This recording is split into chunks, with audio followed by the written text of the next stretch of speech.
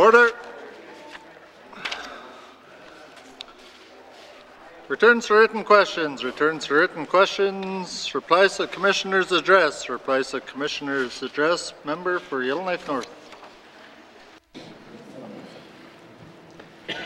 Thank you, Mr. Speaker. Technically, there is no time limit on the reply to the Commissioner's address. My life is in your hands, but I will try to keep this brief. Mr. Speaker, as March Madness comes to an end and we have passed our last budget, it is time to celebrate fiscal New Year's, when all those lovely program budgets get replenished. Mr. Speaker, I would like to take this time to use my reply to the Commissioner's address to state that that will be my last budget, as I will not be running again in the upcoming general election. And before I leave, Mr. Speaker, I will try to impart some wisdom on the priorities for future assemblies and the remaining 150 days or so we have left. Mr. Speaker, you may assume I'm not running because I am fed up with the N.W.T. and frustrated at how hard it is to get things done. But in fact, Mr. Speaker, I'm not running because I'm really starting to understand and appreciate the N.W.T. Mr. Speaker, as we saw yesterday with the carbon tax vote, I'm now voting with Cabinet. Mr. Speaker, I think it's time to get out of here. Mr. Speaker, I'm worried if I stay any longer, they might make me a minister, and then I'll be saying things like, well, first we need to complete a review, a what we heard report, 4 strategies, and an action plan before I can make a decision on that. Jokes aside, Mr. Speaker, I remain radically optimistic about politics in this territory, and I believe consensus government has never been stronger. This Assembly has navigated conflict, COVID, floods, and record inflation, and the system held up pretty well, Mr. Speaker. Consensus government ensures that ministers continue to have individual responsibility in their portfolios, something that is being eroded in party systems as Premier's offices and Prime Minister's office centralize power. Mr. Speaker, we have a cabinet that works with regular MLAs, something that is almost non-existent in opposition parties down south. Mr. Speaker, even when our system wasn't pretty, it held strong and proved that the way we govern here is better than party politics, and all members have a voice. Now, certainly, Mr. Speaker, there is a lot we can improve about the system, and I will speak to those things another day. But let us all remember that it's far more important than the system of governments is the people in the system. And Mr. Speaker, I believe this House's priorities are in the right place. Mr. Speaker, the key example is housing. This Assembly, with help of the federal government, has done more for housing than any other. I am truly proud of the pressure and non-stop advocacy to house our most vulnerable. It was the theme of this Assembly, and that can't stop, Mr. Speaker. It needs to be the top priority in the next Assembly, and the next, and the next. We got the ball rolling, but it needs to build momentum, and it requires relentless advocacy. Thank you, Mr. Speaker. I also believe that many of the great work of this Assembly is in driving a culture change in the N.W.T. Not an easy task, but I believe we in this House are all genuinely committed to ending a culture of backroom contracts being awarded to friends and to actually think about and how we review our policies and legislation using evidence and data. I believe we in this House are committed to budgeting in a coherent and sustainable manner. The non-glorious work that is at the heart of good governance has been strengthened by us all, and we must let it continue. And so with that, Mr. Speaker, I would like to thank my colleagues, all of the great staff, and my constituents. And before I go, Mr. Speaker, I would like to finish my priorities for the last 150 days by describing what my ideal fall looks like. First, Mr. Speaker, I'm going to go to Walmart, and I'm going to smile, knowing that they are no longer a BIP company. And then I'm going to walk up to that cashier, Mr. Speaker, and I'm going to feel great that they have 5 guaranteed paid sick days, Mr. Speaker. And then, Mr. Speaker, I'm going to do some winter camping, ideally at a leased cabin that the Department of Lands lets people Airbnb now. And then, Mr. Speaker, in the fall, miraculously, nothing is going to happen to the clocks. The time change will not happen at all. And then, Mr. Speaker, I'm going to go to the DMV on a Saturday and finally renew my license after 4 years. And after I walk out with my new license, I'm going to look up at the Yellowknife skyline and take comfort in the fact that it is not all owned by one company, because the N.W.T. has stopped giving so much money to Northview. Those are my priorities. That is my dream for the next 150 days. Thank you, Mr. Speaker. Thank you all.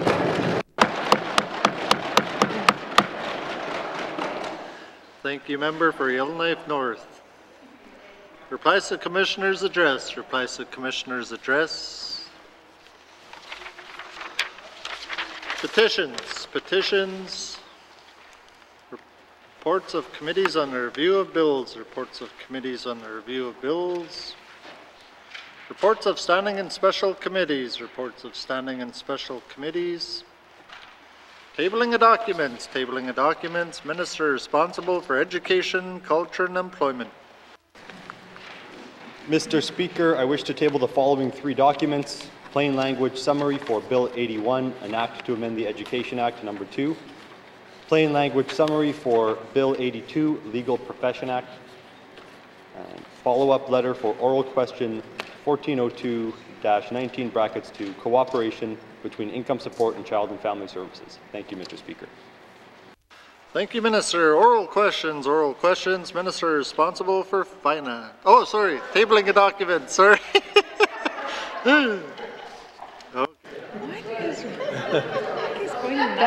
Thank you, Mr. Speaker. Mr. Speaker, I'm not answering any more questions today. I'm done. Mr. Speaker, I wish to table the following 4 documents. Plain language summary for Bill 83, Liquor Act. Plain language summary for Bill 84, an act to amend the Northwest Territories Business Development and Investment Corporation Act. 2022 Socioeconomic Agreement, Social Data Report, and Let's Talk Agriculture. Have your say online survey results. Thank you, Mr. Speaker. Thank you, Minister. Tabling of documents. Tabling of documents. Honourable Premier. Mr. Speaker, the member MLA Johnson spoke about his accomplishments, what he was proud of in this Assembly. I am really proud to table the following 2 documents. Plain language summary for Bill 85, the United Nations Declaration on the Rights of Indigenous Peoples Implementation Act, and A Way Home, a comprehensive strategy to address homelessness in the Northwest Territories. Thank you, Mr. Speaker. Thank you, Madam Premier. Tabling of documents. Tabling of documents. Colleagues, pursuant to Section 5 of the Indemnities, Allowances, and Expense Regulations of the Legislative Assembly and Executive Council Act, I wish to table the summary of members' absences for the period October 13th, 2022 to February 6th, 2023. Tabling of documents. Tabling of documents. Notices of motion. Notices of motion. Motions. Motions. Member for Hay River South. Thank you, Mr. Speaker. Mr. Speaker, I move, seconded by the Honourable Member for Hay River North, that when this House adjourns on Thursday, March 30th, 2023, it shall be adjourned until Thursday, May 25th, 2023. And further, that at any time prior to May 25th, 2023, if the Speaker is satisfied, after consultation with the Executive Council and members of the Legislative Assembly, that the public interest requires that the House should meet at an earlier time during the adjournment or at a time later than the scheduled resumption of the House, the Speaker may give notice, and thereupon the House shall meet at the time stated in such notice and shall transact its business as if it had been duly adjourned to that time. Thank you. Thank you, Member for Hay River South. Motion is in order to the motion. Question has been called. All those in favour? All those opposed? Any abstentions? The motion is carried. Motions. Motions. Member for Thabacha. Thank you, Mr. Speaker. This is an expression of gratitude to Clerk Tim Mercer for dedicated and exemplary service. Whereas Tim Mercer was appointed Clerk of the Northwest Territories Legislative Assembly in August 2003. And whereas Mr. Mercer has provided devoted and outstanding public service to the Legislative Assembly and its members for 20 years. And whereas during Mr. Mercer's tenure as Clerk of the Legislative Assembly, he was a strong advocate for Indigenous peoples, languages, and culture. And whereas during Mr. Mercer's tenure as Clerk, the Legislative Assembly has undergone rapid and significant change. And whereas Mr. Mercer will retire as the Clerk of the Legislative Assembly on March 31st, 2023, and whereas it is customary for legislative assemblies to recognize and express their gratitude for such long and distinguished service. Now therefore I move, second by the Honourable Member for Hay River North, that the Legislative Assembly expresses sincere gratitude to Mr. Tim Mercer for his dedicated and exemplary service to this House. Thank you, Mr. Speaker. Oh, and further, I didn't see the back. Sorry. And further, that the Legislative Assembly designate Mr. Tim Mercer as an honorary officer of this Legislative Assembly with an enter to the chamber and a seat at the table. A motion is in order to the motion. Member, Honourable Premier. Need my glasses, sorry. Mr. Speaker, today I rise to recognize Mr. Tim Mercer, who is retiring from his role as the Clerk of the Legislative Assembly after serving our territory with distinction and dedication for almost 2 decades. Today marks his last day in the House with us in that capacity, and it's an honor to acknowledge his significant contributions to our parliamentary institution. Throughout his 20-year tenure, Mr. Mercer has overseen and facilitated several significant improvements and modernization efforts for the Legislative Assembly, including adapting to the pandemic-related challenges. His leadership and guidance have been instrumental in ensuring a team of impartial and professional staff who provide outstanding service to both members of the Legislative Assembly and the broader parliamentary institution, ensuring that the voice of the people is heard loud and clear.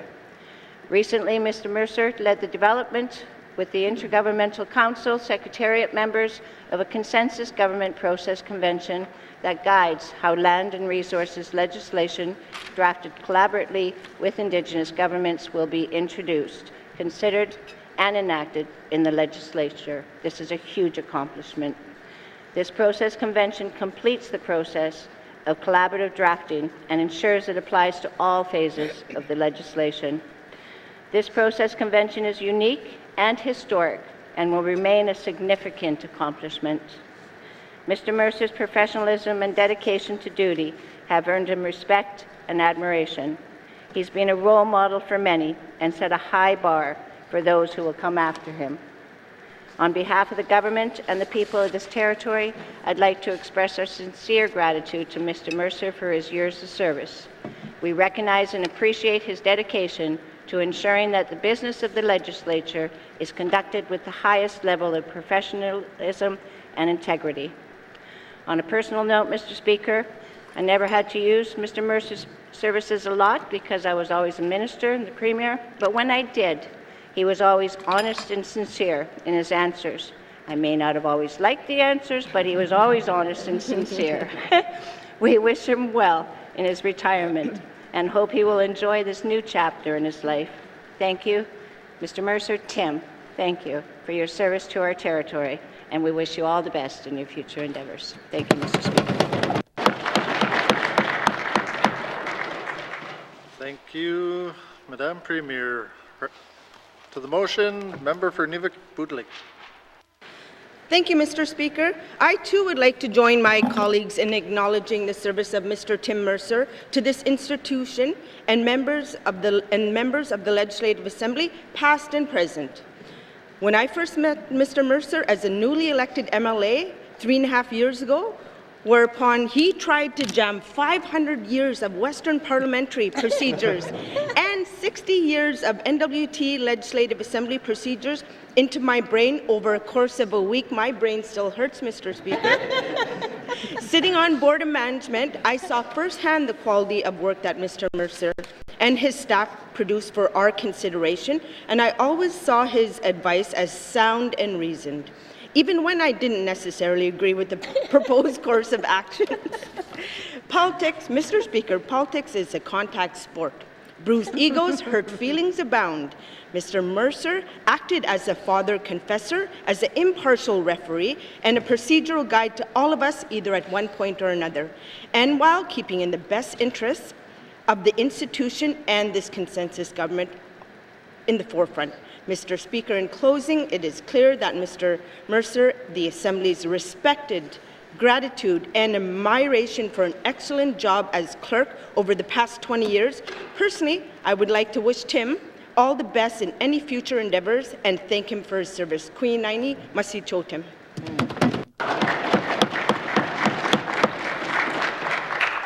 Thank you, member for Nivik-Boot Lake. Motion is in order to the motion. Member for Yellowknife Centre. Thank you, Mr. Speaker. As is the case with the member for Boot Lake and for all of us here, probably one of the first people we met was Tim. And one of the first things we did was look inside the sausage maker that is politics and try and understand how we fit into this very process-oriented and pretty rigid institution. As a person who has a brand new job, a very responsible job, having just been elected by the voters, it is truly daunting to come through the door and to try and understand which way is up. And so, you know, some of us were here in the 18th Assembly and Mr. Mercer coached us through some of our learning curve. I'm going to tell a story on Minister Thompson. Has a lot of logo clothing from sports competitions and was always trying to sort of get away with wearing it by wearing a longer thing over it and being told, no, that's not what we're looking for. Soon after I started this job, I unfortunately had a huge burn, and I had to spend weeks in bed. I had to spend weeks in recovery, and I couldn't have asked for a more compassionate and accommodating person than Tim to help me through that period. It was just such a difficult time of my life. I just started this job, and then I was almost immediately out of action.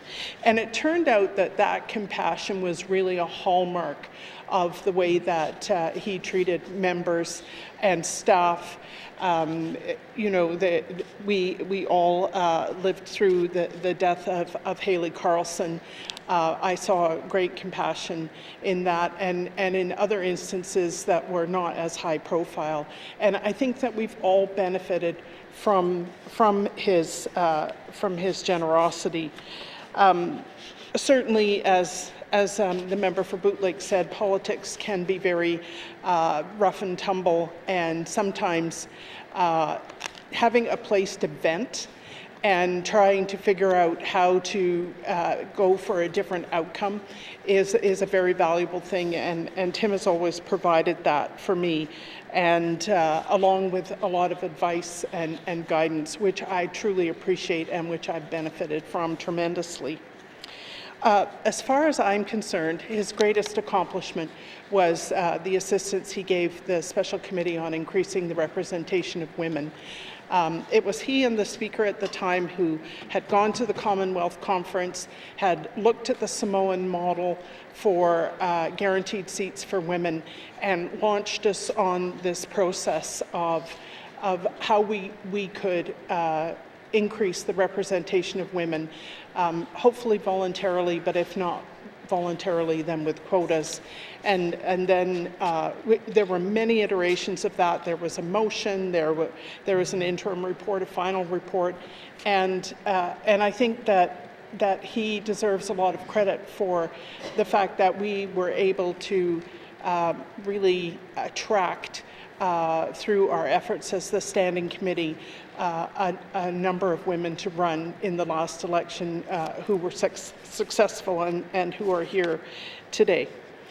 I also want to say that both of us are big fans of Arctic and Antarctic exploration, and that's been really fun to exchange articles and ideas about that, especially the infamous Sir Ernest Shackleton, who went to the Antarctic, lost his boat, and came out alive, which is a pretty amazing story in itself.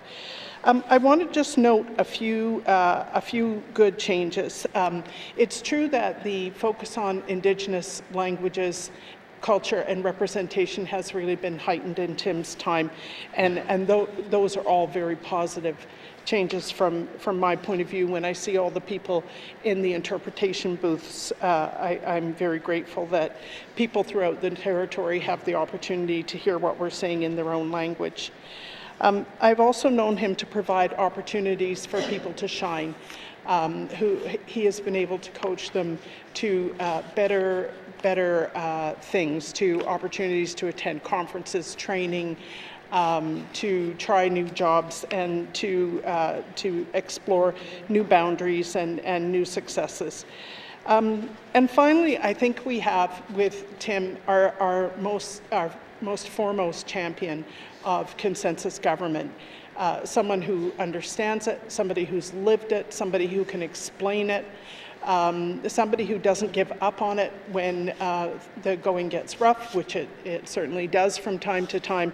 So I think that Tim's leadership here has really been transformative, and I would like to say how much I appreciate that. And I would also like to add that if Kevin were here today, I think he would say some of the same things, but he would argue with others.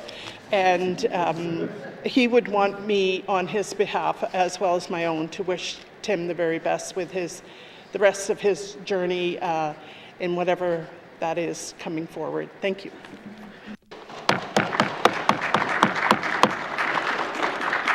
Thank you, Member for Yellowknife Centre. Motion is in order to the motion. Member for Nahende. Thank you, Mr. Speaker. Mr. Speaker, I had about 5 pages of notes, but my colleagues took a whole bunch and they started crossing them off. I got down 2 pages. Mr. Speaker, my first 4 years being in this as an MLA, I had the opportunity to work with Tim during that time. I can tell you the new 11 of us probably aged him about 30 years, and because, you know, Ocean's 11, we kind of had a whole bunch of questions, and he turned on the fire hose, but we kept on throwing about 11 other fire hoses at him, so he was able to help us there. I'm very thankful for having him here, though.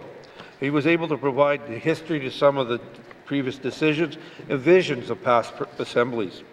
Throughout the 4 years, he provided me and us good advice, suggestions on how to look at things with different lenses that we normally don't use, and had strong leadership. When I first came into the Assembly, I can tell you that a friend of mine and former colleague, Alfred Moses, sat me down and talked to me about Tim and all the help and support he received his first time during this first year. I can tell you his experience and support he received from Tim during this first term was the same as mine. In speaking with my other long-term colleagues that were there, it was the same as him. So Tim treated everybody in the same with respect and dignity that the office holds, and I thank him for that. Mr. Speaker, I'd like to thank him and wish him all the best on his next adventure called life. I believe the Assembly will miss him, miss his presence and service. But like I've always said, if you can leave your job in a better place than it was when you first started, you've done a great job, and I can say Tim has done that. Again, Mr. Speaker, I'd like to wish him the best on his retirement. You have earned it, and all the best. Thank you, Mr. Speaker. Thank you, Member for Nahende. Motion is in order to the motion. Member for Yellowknife South. Thank you, Mr. Speaker. Mr. Speaker, I don't have as long of a history with Mr. Mercer. I was only elected this Assembly and I haven't been a regular member. But that's kind of a point that I want to make. As ministers, we don't interact with the clerk's office as much. I wouldn't have necessarily had a long history knowing all of the many achievements I've already heard about today. I'm sure there's others. I know that others may speak to those others. I actually want to speak to some of the day-to-day things, though, that I think are forgotten. They are forgotten by what happens with the public service. They forget the role of the public service in leadership, because they're not the ones that get the glory. Sometimes it's us that get the glory, sometimes it's us that don't get the glory, but the public service never does. And Mr. Speaker, this House, this building, is actually the seat of the senior-most level of the executive of the government, of the legislative branch of the government, and Mr. Mercer has now been at the head of this institution, of this building. That's a pretty heavy place to be. But that role gets missed sometimes when we talk about who gets the glory for the work that gets done around here. And I think we've already heard, and I do know, even from the side where we don't necessarily interact as often, that the role of the clerk helps us build relationships, keep relationships, manage relationships. It's work that often happens very much out of the spotlight, but if it wasn't happening, I can't frankly imagine how any of the work in this building would get done. And so, Mr. Speaker, although there's these very key achievements, languages, the women in being elected here, those are key things. There's a day-to-day function in this building that keeps democracy in the North going, and it keeps democracy going in a consensus government. There's not a lot of examples to draw from when you're in this role in a consensus government of how to do that job, because we're special here. So when things go wrong, sometimes those are the things where leaders get highlighted. But when things go well, when things go smoothly, when work gets done, that doesn't necessarily get highlighted. But Mr. Speaker, it's invaluable. It's the core functioning of government, and I think Mr. Mercer deserves a great amount of credit for that. And so what I want to leave him with is a little quote from N.W.T, which is this: "A leader is best when people barely know he exists. When his work is done, his aim fulfilled, they will say, 'We did it ourselves.'" But Mr. Speaker, we didn't do it ourselves. Past assemblies haven't done it ourselves. We rely on the office of the clerk, and the office of the clerk in this case was headed by Mr. Mercer. Thank you.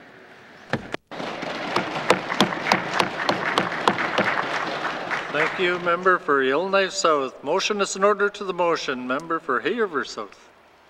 North, sorry. Thank you, Mr. Speaker. And like my colleagues, a lot of what I wanted to say has already been said, so I won't repeat it.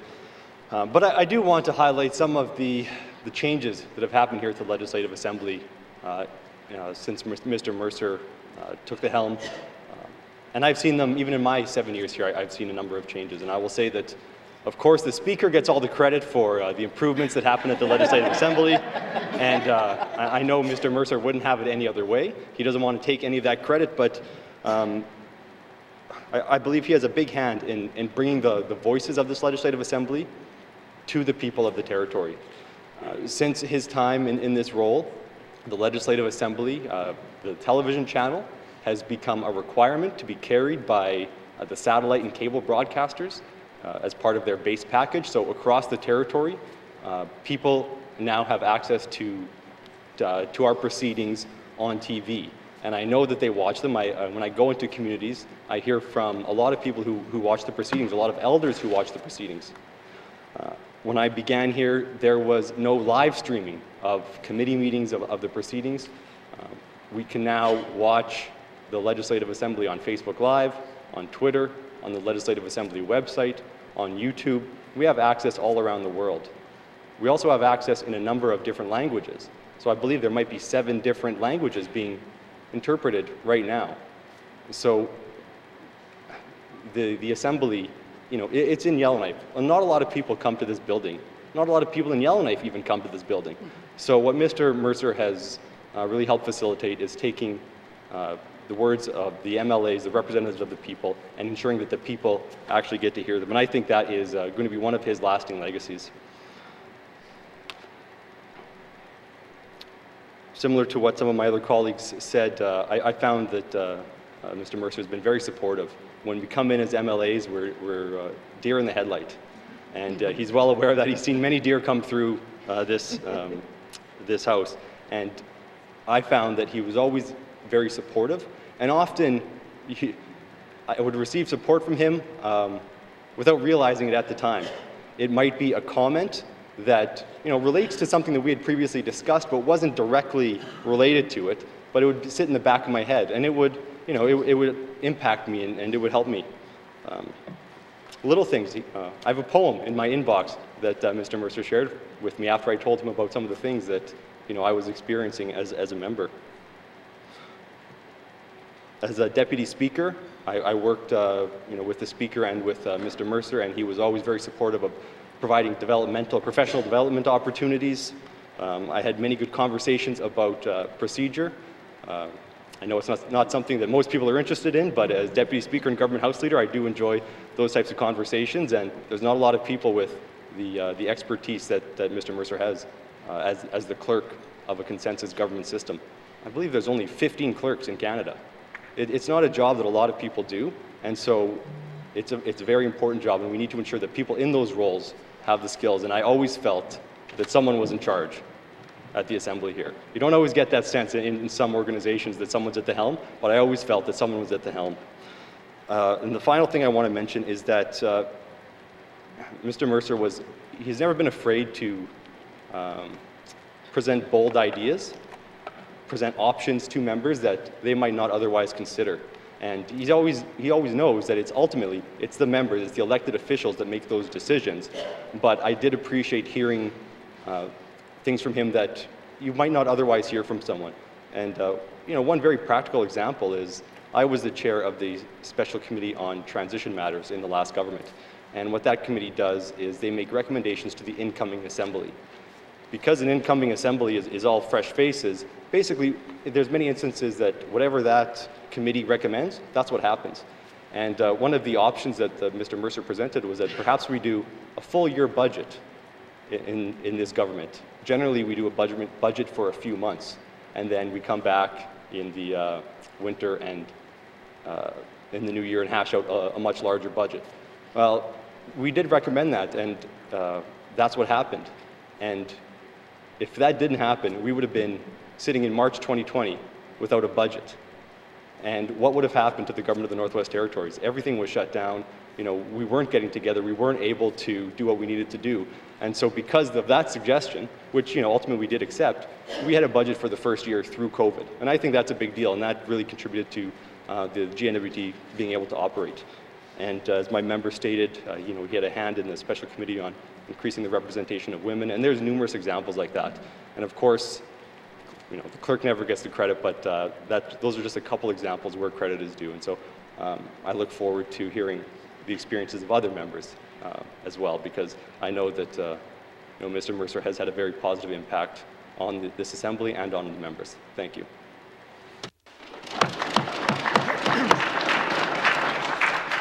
Thank you, member for Haver North. Motion is in order to the motion. Member for Sawtoo.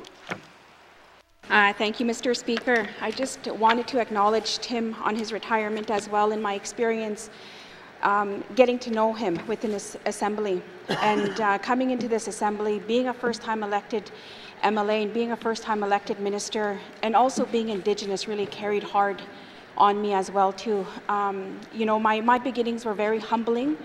My experience was, I worked for the government for 20 years. My story is quite similar to what we discuss here every single day. I know what it's like to be homeless. I know what it's like to be raised in a system. I know what it's like to live in poverty. But then my interactions with Mr. Mercer gave me the confidence, gave me the influence to just pursue that. It's a lived experience that I do have. You are a minister. Tell your story, work through your portfolio, and just get the work done. I wanted to let you know that your presence, your leadership, your knowledge is appreciated. You're very unique in passing on that type of acknowledgement to people, and to build Indigenous women throughout the Northwest Territories as well, not only in that case, but also increasing the number of Indigenous employees within this institution as well, and giving them the ideal opportunity and recognizing the languages that are so important and so crucial to this territory as well. I wish you well in your retirement. I wish you good health. I wish you enjoyable, great experiences, and I'm very excited for you for your next chapter in life. Take good care. Masi.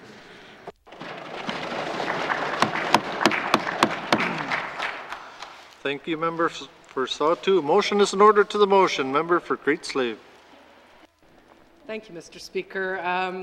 I rise to also celebrate Tim today in his retirement. Not only have most of the things I was going to speak about, even my jokes have been stolen by the other side, in that Mr. Mercer was always providing us with advice. I just probably didn't take it very often. So as one of the members that definitely has had one of the more tumultuous rides here in the Assembly, I first would like to apologize to Mr. Mercer for making his last few years here at the Assembly, a very interesting and unpredictable one. I, too, did not have many interactions with the clerk's office as a minister, and it was actually, and I'm going to try to say this without tearing up too much, but it was upon the passing of Haley Carlson here in the Assembly, who I know was very close to everyone, the staff and Mr. Mercer himself, and at the same time I had lost my mother 1 week earlier, and it was, I never had an opportunity with everything that was going on, my siblings, to say goodbye to my mom. We didn't do the service at the time, and it was attending Haley's service and listening to Mr. Mercer speak to that where I was able to actually have some closure myself in what I was going through, and that, I think, was the first moment where I started my friendship with Tim. Over the years, Tim did try to, or that first year, try to help me smooth over the things that were happening, and unfortunately that did not pan out that way. But having moved on to this side, I then got to see the other side of it and have that unique experience of being not only a minister, but also having been a regular member and seeing exactly what the clerk's office did and what they brought to the table. And I can't even imagine, the expression of herding cats. I think if you take that to the millionth degree, that's probably what Mr. Mercer had to do with the 19th Assembly. We were all in with a lot of new ideas and probably not so receptive to listening to what might seem to be the old way of doing things. And I want to say I think that Tim navigated that really well with us, encouraging us to make change and to follow our hearts, but also trying to get us to recognize that there are procedures and things that need to take place. I believe Tim is a true parliamentarian. He truly believes in the system, and that would lead to some interesting debates at times, as I am quite the opposite. However, I've come to really appreciate the level of expertise and knowledge that Tim has brought to the table, because I come from no background like that. So I had no guidance, and I really have appreciated the clerk's office. And not only Tim himself, but the people underneath him that you can see are clearly benefiting from his amazing mentorship. And one of the things that I've always come and struck to is when I look at some of our, and I don't want to speak for them, but they're not members and they don't get this opportunity, some of our Indigenous staff in the Assembly have always told me that Tim has been a strong supporter of theirs, and that they feel that he welcomes them, he encourages them, and he wants them all to succeed. And for that, I think that's the biggest kudos that we can give him, is saying thank you for that. Thank you. Thank you, member for Great Slave. Motion is in order to the motion. Member for Yellowknife North. Thank you, Mr. Speaker. Mr. Mercer, as the Clerk of the Assembly, is essentially our Deputy Minister. But the thing I like about Tim is, unlike quite a few Deputy Ministers, when he speaks, I understand what he's saying, Mr. Speaker. Mr. Mercer is truly lives the ethos of fearless advice and loyal implementation.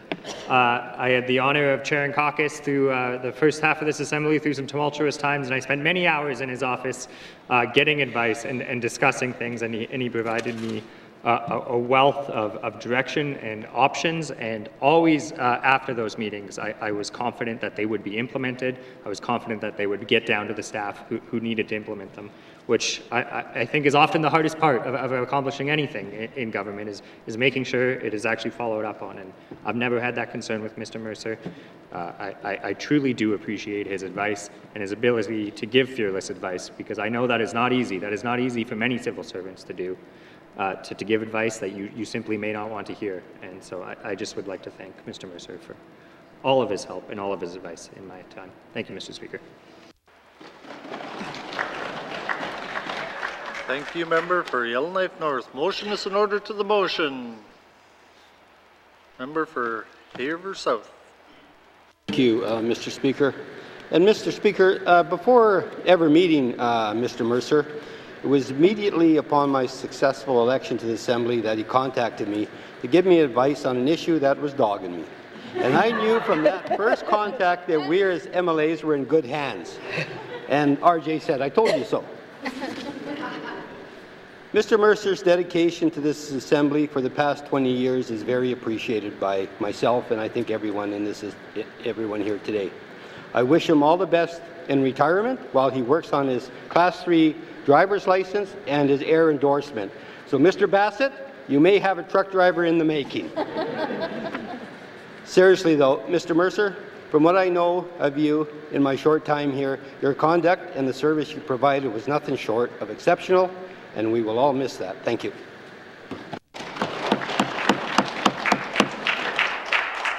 Thank you, member for Haver South. Motion is in order to the motion. Member for Cam Lake.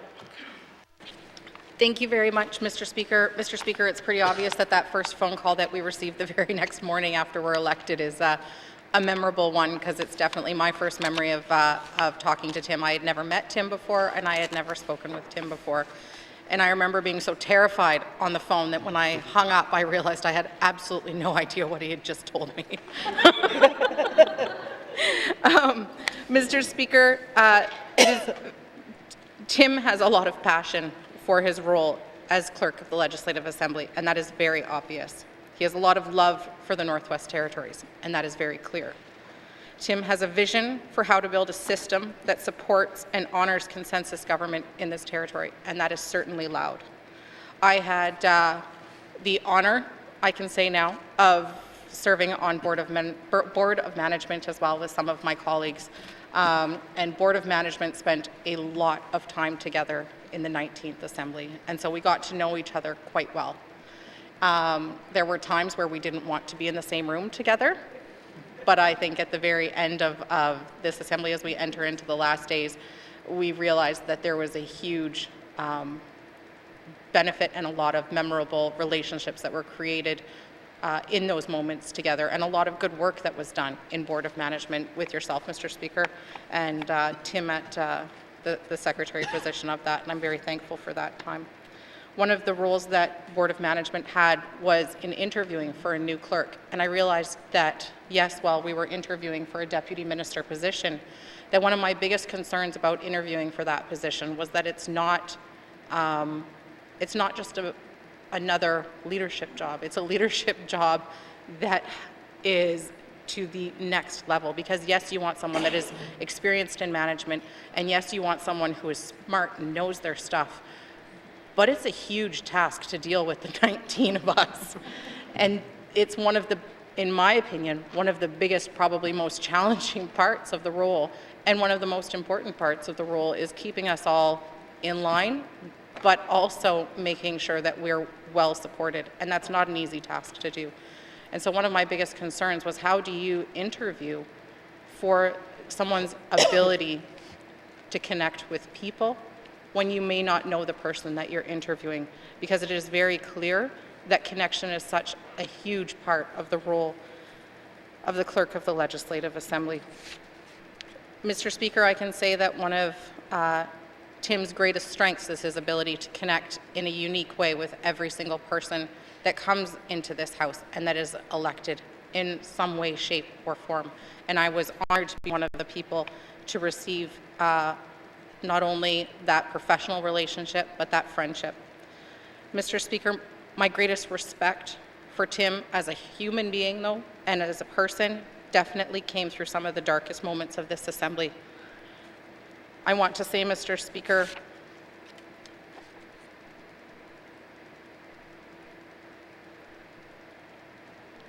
I was not prepared coming into this Assembly for some of the relationships and the connections that would be made. The North is a very small place, and while I didn't know Tim, I knew people that worked in this building. And I knew people that worked in this building that aren't here anymore, and I was lucky enough to know staff who are here today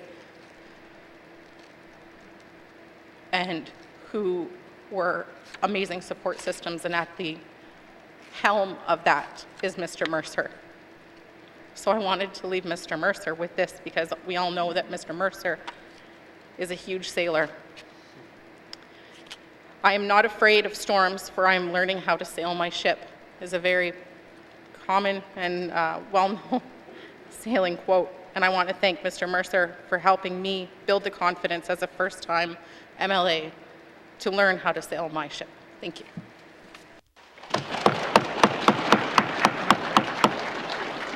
Thank you, member for Cam Lake. Motion is in order to the motion.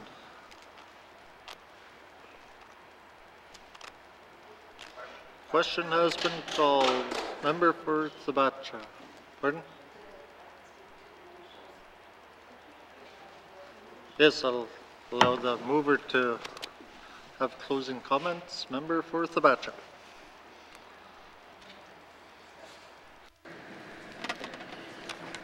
Thank you, Mr. Speaker. Mr. Speaker, when I first got elected to the Legislative Assembly and came here, I found a situation where, like I explained earlier today, that, the slow pace of government and being in private sector for 50 years, I was a bit puzzled at all the processes that we had to follow to get one piece of paper or one little thing. And so after a couple of weeks, I paid a visit to the clerk's office. And I sat down with Tim, and I didn't really know him that well yet. And the conversation we had was incredible. And, he says, Frida, just concentrate on the 2 things that you would really like to concentrate on and work on those. And when it becomes positive, you'll see why you're here. And I have a lot of respect for Tim. I had enough respect to stand by him through all the 3.5 years. Because I know good always goes over bad. I've had it happen in my own leadership many times. And as long as you're telling the truth, and as long as you stand by what you believe in, and you have the compassion for what you do, good always goes over the bad.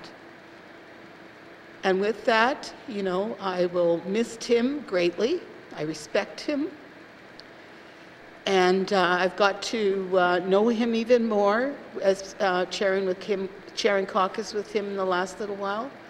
I want to thank him for understanding what I stand for. And I also want to thank him on how he interacts with the Indigenous peoples. That to me is very, very, very important. And all peoples. He treats everybody that walks through the door equally. And that's a big plus. I know he's going into other things in life and going to enjoy some of the things that he always wanted to do, because coming here and spending, even in those last 4 days, like 12 to 15 hours a day was a little bit much. And hopefully he'd be able to enjoy his cabin and enjoy the outdoors that he loves and the barbecues. And I also want to make sure I extend my personal invitation to him on behalf of my husband and I and the people of Fort Smith to come and visit Fort Smith anytime you'd like. It's been my pleasure, Mr. Speaker, to be working with such a great guy. And I want to thank him very, very much. Thank you, Tim.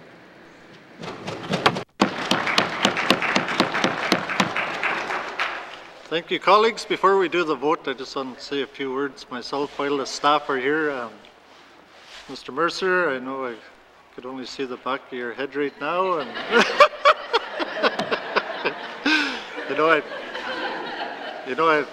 this is my 12th year as a MLA, and Tim has been here for majority of that. I know he took some time off for himself, but I really value all the.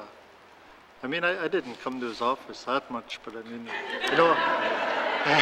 as MLAs, a lot of times, there's pressures we get with this job and our personal lives, and it's always good to bounce these issues off somebody, and Tim was that person for many of us, and it's usually got pretty good sound advice, but a lot of times he just asks you what you thought, and you'd be like, pretty much got her. Yeah. but I really value that because a lot of times it was the right decisions to make, and that's a kind of sound advice a lot of members over the years have received, and that's what. And a lot of the advice that we do get make us do our job 100%. and that's the role of the clerk, is to be there for the members 100% and, support you in any way that they can. And, that means a lot to myself, and also the team that he put together.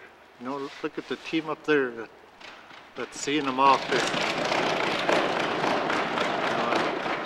I know you're all going to miss him as much as us, but like you said, it's a phone call away. But we're just down the road. But to leave this assembly, it's leaving on a good note. And I wish him all the best, and look forward to the future. And also for Tim, I know I have other words later on today, but I just thought I'd say that while the team is here. It's so important, and you have a lot of support with our incoming clerk, Mr. Rutland, taking pictures. But with that, I'd just like to thank you all and thank Tim. Merci.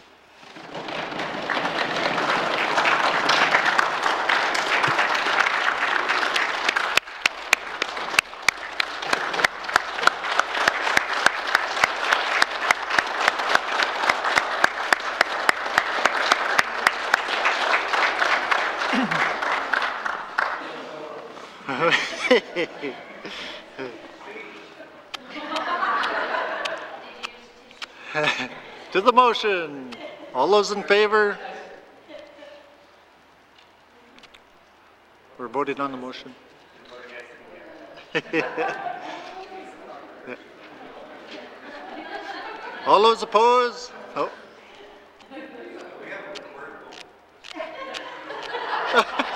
Sure.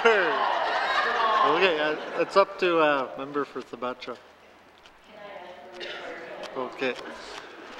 The member for Thabacha has requested a recorded vote. All those in favor, please rise. All those in favor, please rise. The member for Thabacha, the member for Cam Lake, the member for Yellowknife North, the member for Tuna-Daweladay, the member for Montfouille, the member for Great Slave, the member for Nahende, the member for Yellowknife South, the member for Satu, the member for Range Lake, the member for N.W.T Lake, the member for Yellowknife Centre, the member for Hay River North, the member for N.W.T Twin Lakes, the member for Deschaux, the member for Yellowknife South. Thank you very much. All those opposed, please rise. All those abstaining, please rise.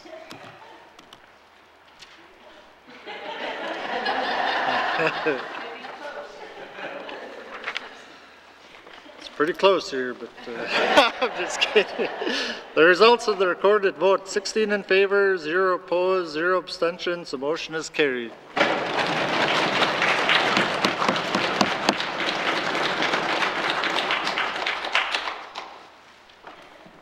I'm sure Mr. Mercer will be like some former MLAs and always up in the gallery at every session.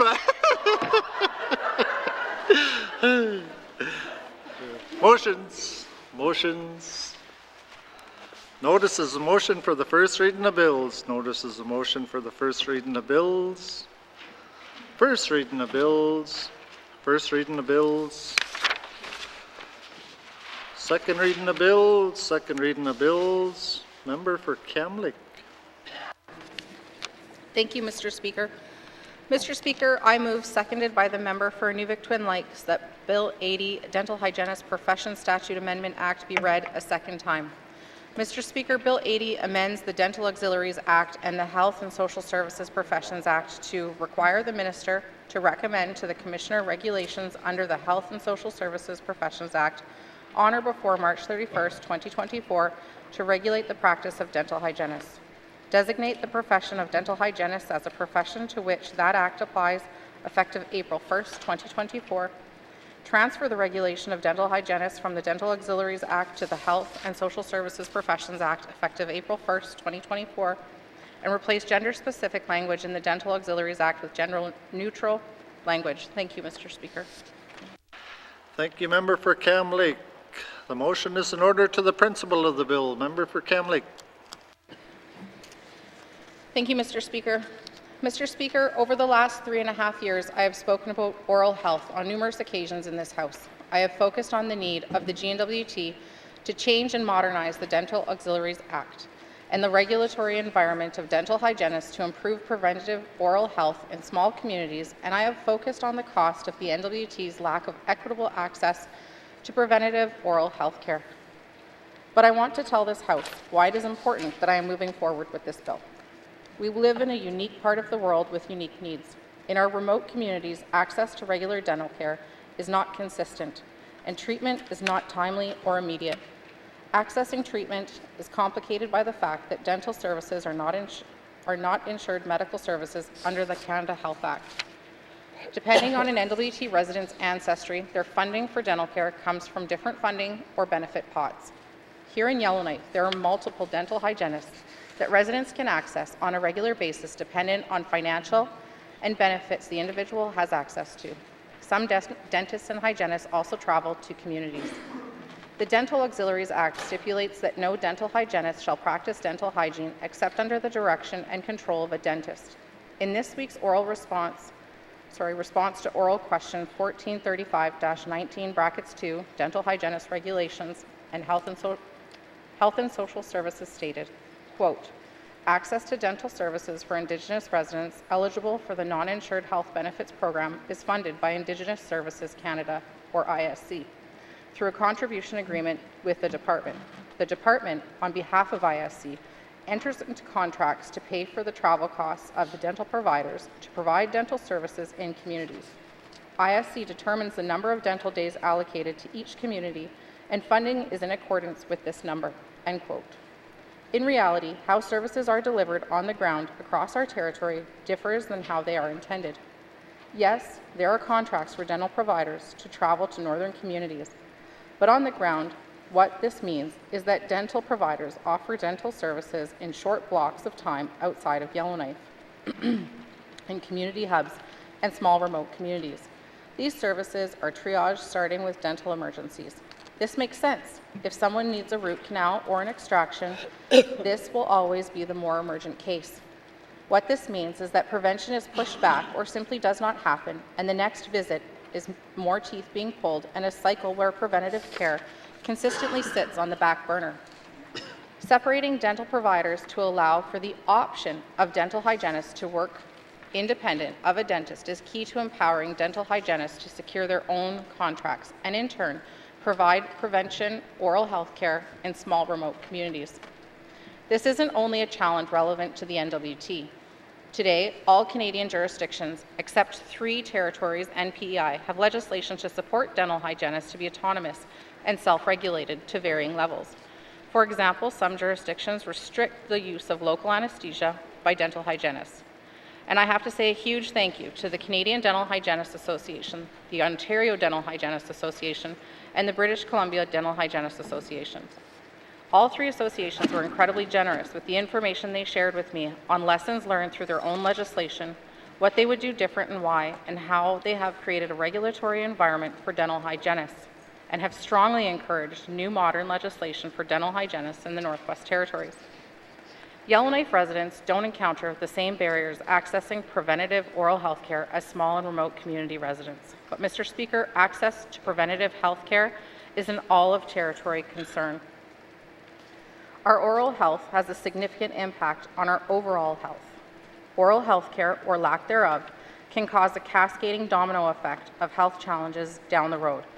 According to the World Health Organization, almost half of the world's population suffer from oral diseases, and global cases of oral diseases have increased by 1 billion over the last 30 years, a clear indication that many people do not have access to prevention or treatment of oral diseases. Also acknowledged by the World Health Organization is the reality that people on low incomes, people living with disabilities, elders and seniors living alone or in care homes, those living in remote and rural communities, and people from minority groups carry a higher burden of oral disease. The most common oral diseases are tooth decay, severe gum disease, tooth loss, and oral cancers. But, Mr. Speaker, we're not only talking about oral disease. Poor oral systemic health directly increases the risk of diabetes, cardiovascular disease, cancer, Alzheimer's disease, periodontal disease, and high-risk pregnancies. Every one of these jeopardizes a person's quality of life, may shorten their life, and is a significant financial cost to the government. The operations budget for the Department of Health and Social Services of the Northwest Territories is $500 million, and the cost of health care is not going down. In fact, Mr. Speaker, our expectations of our health department continue to grow, and the associated budget is not keeping pace, forcing the department to come back time and time again for supplementary appropriations to pay for a system that has outgrown its means and sits in significant deficit. So, Mr. Speaker, the challenges of Northerners thousands of kilometers away matter because the success of the N.W.T. depends on the health and safety of all its people, and because the cost of reactionary health care is almost always higher than the cost of prevention. It is also worth noting, Mr. Speaker, that in the Northwest Territories, 86% of dental hygienists identify as women.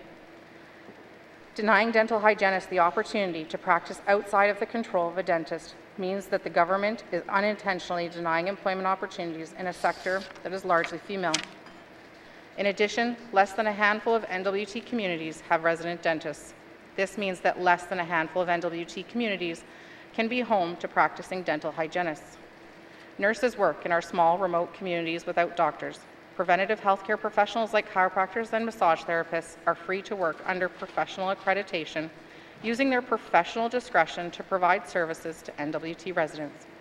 Given the huge demand for oral health practitioners and the known fact that prevention saves future burdens on our healthcare system, creating a regulatory environment that supports more prevention is critical. This, Mr. Speaker, also creates opportunity for economic diversification and employment outside of Yellowknife. Do I believe that all dental hygienists want to be self-employed or work outside of a dentist's office? No, Mr. Speaker. But some want the autonomy and the ability to choose. Beyond the autonomy of this industry, Mr. Speaker, it is doing what makes sense for the health of our territory. One of the key objectives of the GNWT's oral health strategy calls for establishing systemic supports for improved oral health services, including improving the regulatory environment. But in the same tabled response to oral question 1435-19(2), dental hygienist regulations, Health and Social Services stated, quote, delivery of dental services is not part of the N.W.T. Health and Social Services system. Dental treatment remains the exclusive domain of private dental practices. As such, the department has no authority to dictate how dental providers deliver their scope of practice, end quote. This response shows me the importance of building the regulatory framework originally referenced in the oral health strategy years ago. To remove systemic barriers to preventative oral health for all residents of the Northwest Territories, we must improve the regulatory environment that will support a preventative oral health system. This bill helps us accomplish just that. Mr. Speaker, I have not carried this conversation on my own. My colleague from Inuvik Twin Lakes has also spoken frequently in this House about the same. And without the opportunity to listen and learn from her lived experience as a Northerner, a parent, a public health nurse, a nursing manager at the Inuvik Hospital, and as the Inuvialuit Health Systems Navigator, I would not have had the opportunity to appreciate the depth of the challenges many of our residents face when accessing dental services. I'd like to thank the MLA for Inuvik Twin Lakes for her consistent collaboration throughout this Assembly, this bill, and ultimately as the seconder of this bill. Thank you, Mr. Speaker. Thank you, Member for Cam Lake.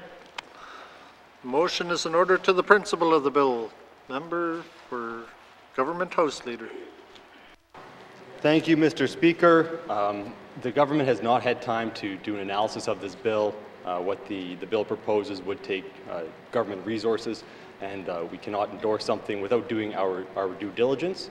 That said, we do want to Cabinet has taken the position that in the spirit of consensus government, we don't stand in the way of bills as they make their way through second reading. So Cabinet will be abstaining. Thank you. Thank you, Government House Leader. The motion is in order to the principle of the bill. Question has been called. All those in favor? All those opposed? And all those abstaining? The motion is carried. Bill 80 has had second reading. Second reading of bills. Second reading of bills. Minister responsible for education, culture, and employment. Mr. Speaker, I move, seconded by the honourable member for Yellowknife Centre, that Bill 81, an act to amend the Education Act, number 2, be read for the second time.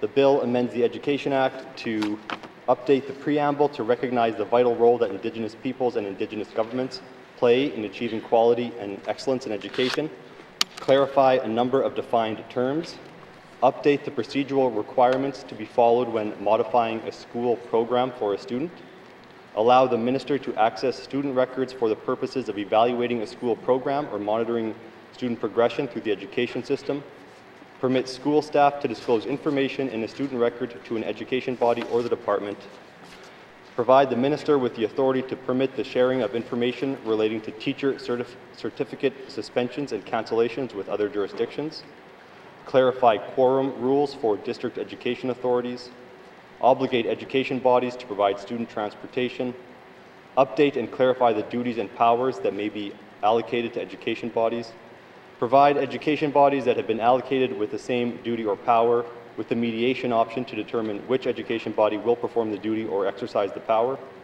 consolidate and clarify the areas in which the minister may issue directions under the Act, provide the minister with the authority to establish oversight committees, allow for mail-in voting for district education authority elections, and correct inconsistencies and errors in the Act. Thank you, Mr. Speaker. Thank you, Minister. The motion is in order to the principle of the bill. Question has been called. All those in favour? All those opposed? Any abstentions? The motion is carried. Bill 81 has had second reading. Second reading of bills. Second reading of bills. Minister responsible for justice. Mr. Speaker, I move, seconded by the honourable member for Yellowknife Centre, that Bill 82, Legal Profession Act, be read for the second time. This bill repeals and replaces the Legal Profession Act. The current act is largely based on the 1976 ordinance.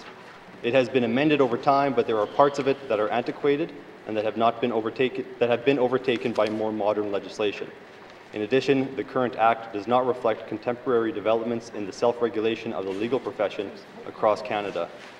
The Law Society established a review committee to examine these developments, and it came up with a series of recommendations in 2019. This bill integrates these recommendations into a new act. Minor errors and inconsistencies are also addressed, along with the use of diversity, inclusive language. Thank you, Mr. Speaker. Thank you, Minister. The motion is in order to the principle of the bill. Question has been called. All those in favour? All those opposed? Any abstentions? The motion is carried. Bill 82 has had second reading. Second reading of bills. Second reading of bills. Minister responsible for finance. Mr. Speaker, I move, seconded by the honourable member for Nahende, that Bill 83, Liquor Act, be read for the second time. This bill repeals and replaces the Liquor Act, N.W.T. 2007, Circa 15, Chapter 15, to make significant changes and updates, including 2. Provide for the appointment of a registrar with responsibility for liquor licensing matters, including the issuance, renewal, transfer, suspension, and cancellation of licenses. Allow for the creation of new classes of liquor licenses and regulations. Allow for the creation of classes of retail vendors and regulations. Allow for the imposition of monetary penalties by a new appointed chief inspector. Repeal the existing liquor licensing board with a liquor appeals board to hear appeals of decisions of the registrar and the chief inspector. Define a single community authority for the purposes of community control matters, create new mechanisms for community control over liquor, and provide certain protections for operating businesses. Make changes to the length of temporary prohibition orders, their associated timelines and requirements. Make necessary updates to inspection, investigation, and search and seizure provisions. Remove mandatory minimum penalties and modernize language, including by using gender-neutral pronouns. Thank you, Mr. Speaker. Thank you, Minister. The motion is in order to the principle of the bill. Question has been called. All those in favour? All those opposed? Any abstentions? The motion is carried. Bill 83 has had second reading. Second reading of bills. Second reading of bills. Minister responsible for industry, tourism, and investment. Mr. Speaker, I move, seconded by the honourable member for the Sawtoo, that Bill 84, an act to amend the Northwest Territories Business Development and Investment Corporation Act, be read for the second time.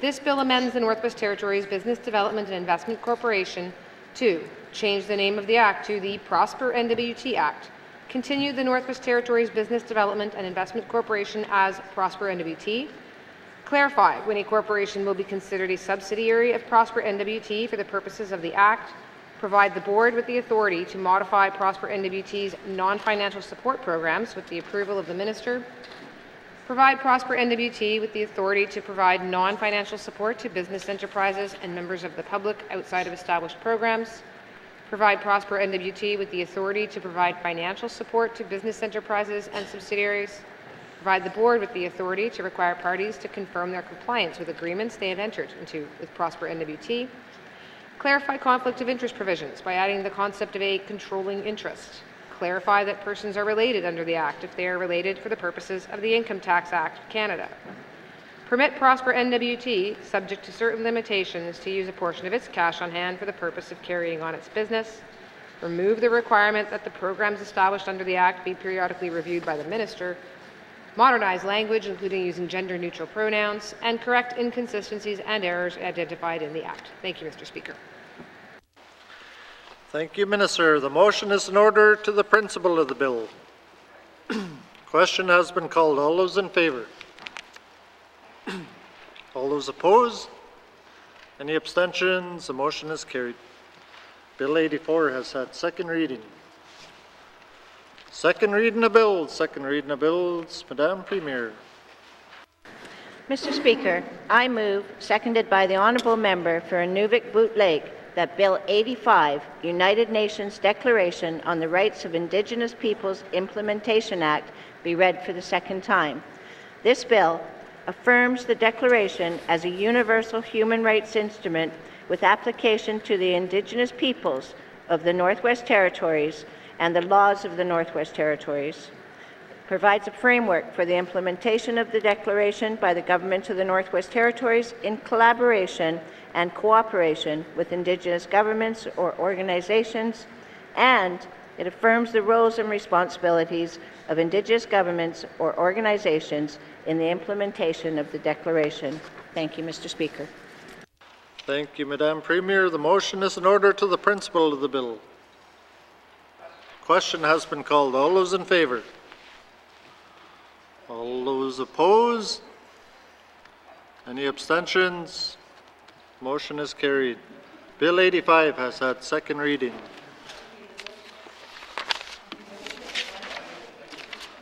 Second reading of bills. Second reading of bills. Consideration in Committee of the Whole of Bills and Other Matters, Bill 23 and 29, Committee Report 49-19 brackets 2, Committee Report 51-19 brackets 2, Minister Statement 264-19 brackets 2, Table Document 681-19 brackets 2. By the authority given to me as Speaker under Rule Order. Oh, the sidebar in here. By the authority given to me as Speaker under Rule 2.2 brackets 4, I hereby authorize the House to sit beyond the daily hour of adjournment to consider the business before the House as member for N.W.T. Lake Senator.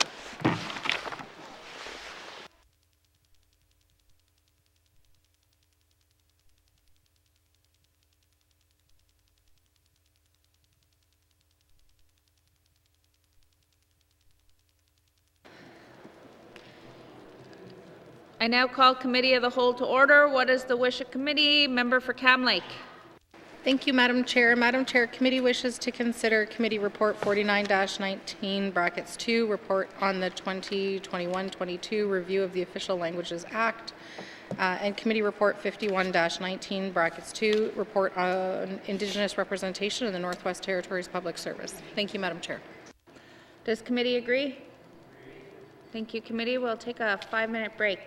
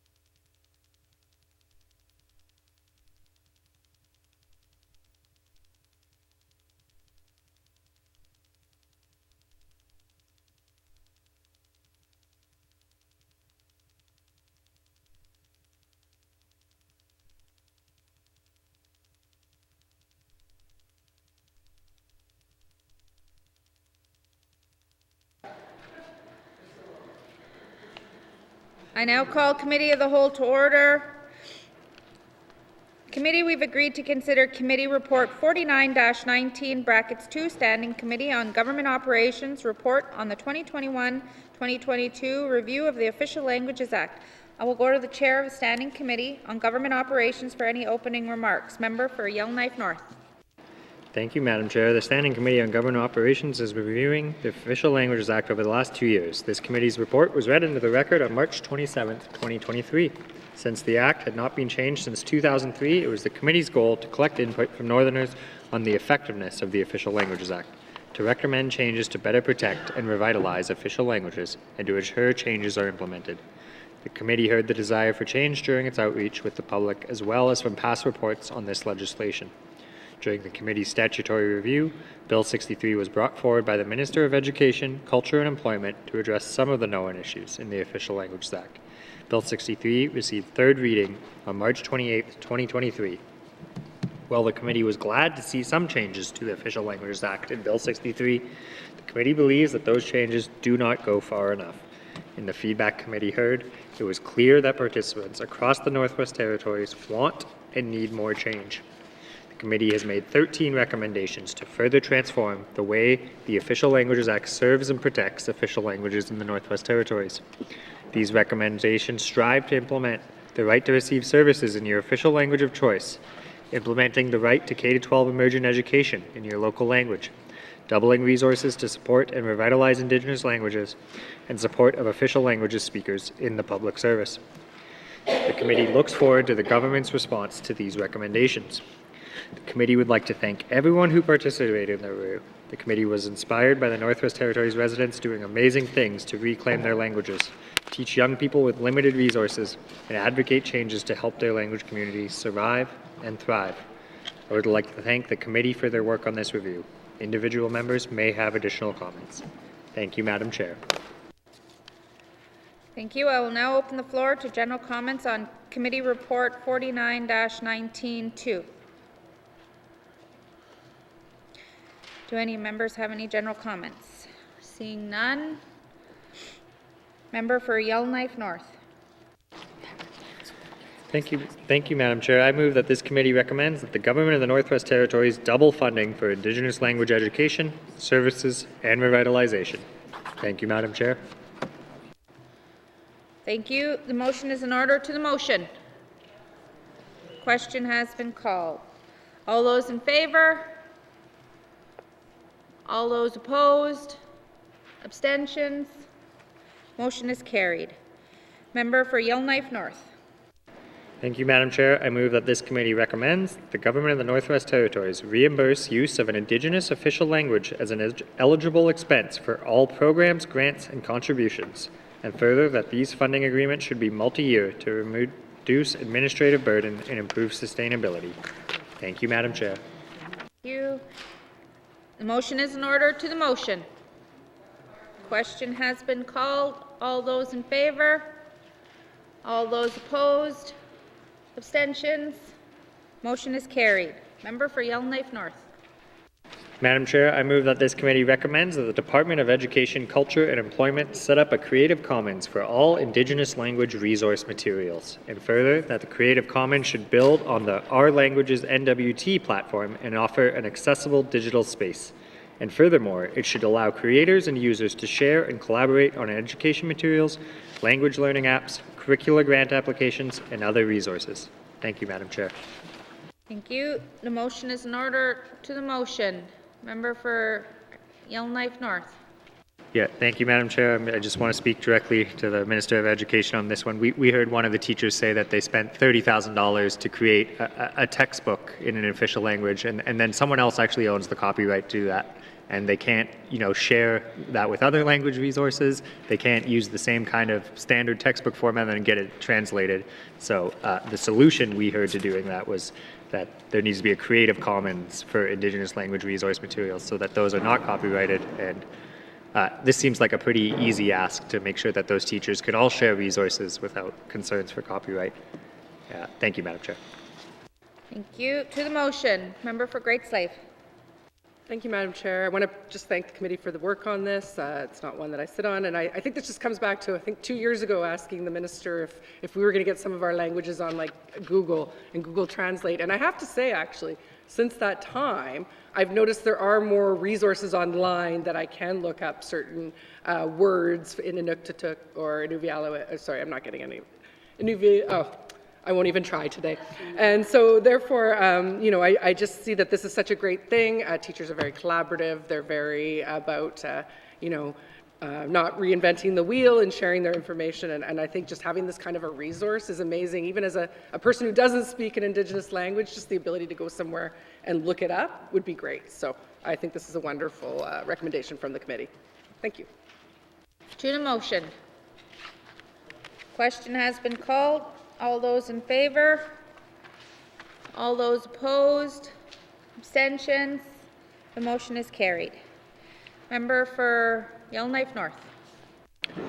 Thank you, Madam Chair. I move that this committee recommends that each department and agency be required to have an annual official languages action plan to improve and vitalize the language skills of its Indigenous employees. Thank you, Madam Chair. The motion is in order. To the motion. Question has been called. All those in favor? All those opposed? Abstentions? Motion is carried. Member for Yellowknife North. Madam Chair, I move that this committee recommends that each department and agency be required to create an individual language training account for each person, and further, the account should guarantee each Indigenous employee a minimum number of hours of language training in any Indigenous official language as a first or second language. Thank you, Madam Chair. The motion is in order. To the motion. Member for Yellowknife North. Thank you, Madam Chair. This is something that the federal government does for French, and I've actually had a job for the federal government where they would pay me for 4 hours on Fridays to take French lessons. And I think it would be great to see us doing the same thing for our Indigenous language speakers in the N.W.T. Thank you, Madam Chair. Thank you. To the motion. Member for... Oh, no? Okay. To the motion.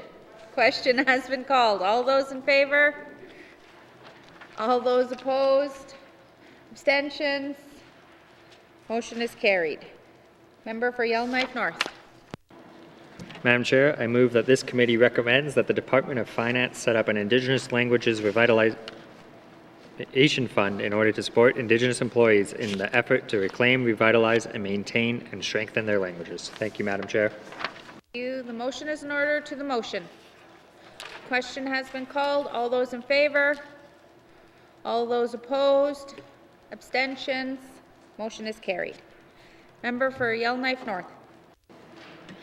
Madam Chair, I move that this committee recommends that the government of the Northwest Territories restore Indigenous language terms and spellings to refer to languages and communities, and further that the N.W.T should update all legislation, regulations, policies, guidelines, standards, and communications within the life of the 20th Assembly. And furthermore, the N.W.T should also consult Indigenous communities on the changes. Thank you, Madam Chair. Thank you. The motion is in order. To the motion. Question. Member for Montfouille. Thank you. I know that to revive our language, it is important for all of us in small communities, and I know that there's great effort made in Yellowknife, but I'm not too sure about. I know all of our language are in danger, according to the report that I heard. So I'm just wondering, if communities like Hay River, I just want to know and ask whether I think there's a N.W.T and N.W.T. There's a lot of, people living in that area speaking those languages. So I just want to know how effective is the school promoting these language. I'm not too sure, so I'm just asking that question. But this is very important. So I'm just asking that because it is important. Because in our school we do the same, and but I know more needs to be done in this area. So I'm just asking. It's just more of a comment, but it would be nice if we can see some kind of a report, so that way we can build on it to revive, to, like for our language to survive for long into the future. Thank you. Thank you. To the motion. Question has been called. All those in favor? All those opposed? Abstentions? Motion is carried, and I'm sure the minister heard and could consider the question in their report. Member for Yellowknife North. Thank you, Madam Chair. I move that this committee recommends that the Department of Education, Culture and Employment help ensure Indigenous language early childhood education is available in each community. And further, to achieve this vision, the Department of Education, Culture and Employment should provide additional sufficient funding to program operators that use Indigenous languages. Thank you, Madam Chair. Thank you. The motion is in order. To the motion, and just that the motion that's in your package is actually out of order, so the one that was next should be at the end. Okay, so the motion is in order. To the motion, member for Yellowknife North.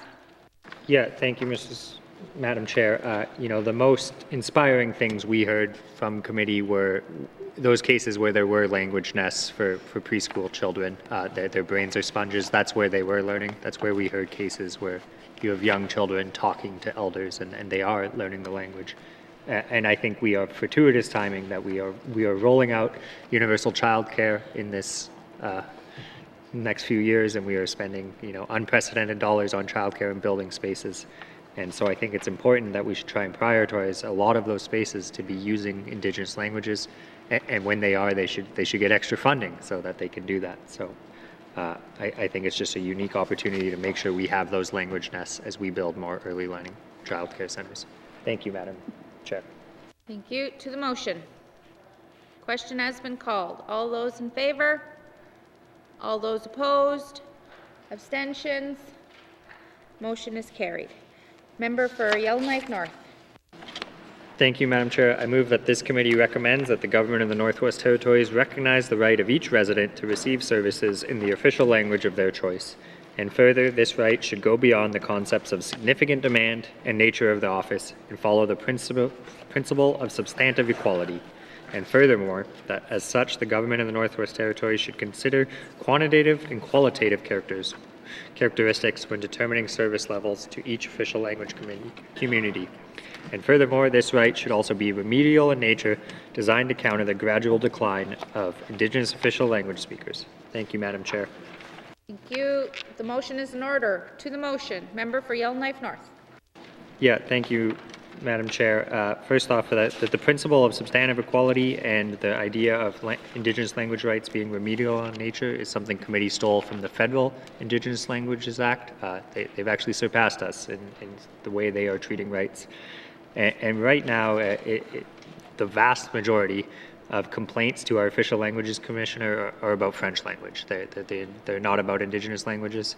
And the right is, you got to have significant demand in the area, and then it depends on the nature of the office, which to me, Madam Chair, is just not really a right. It's really hard to know even if you have a right, let alone if you are able to complain about it.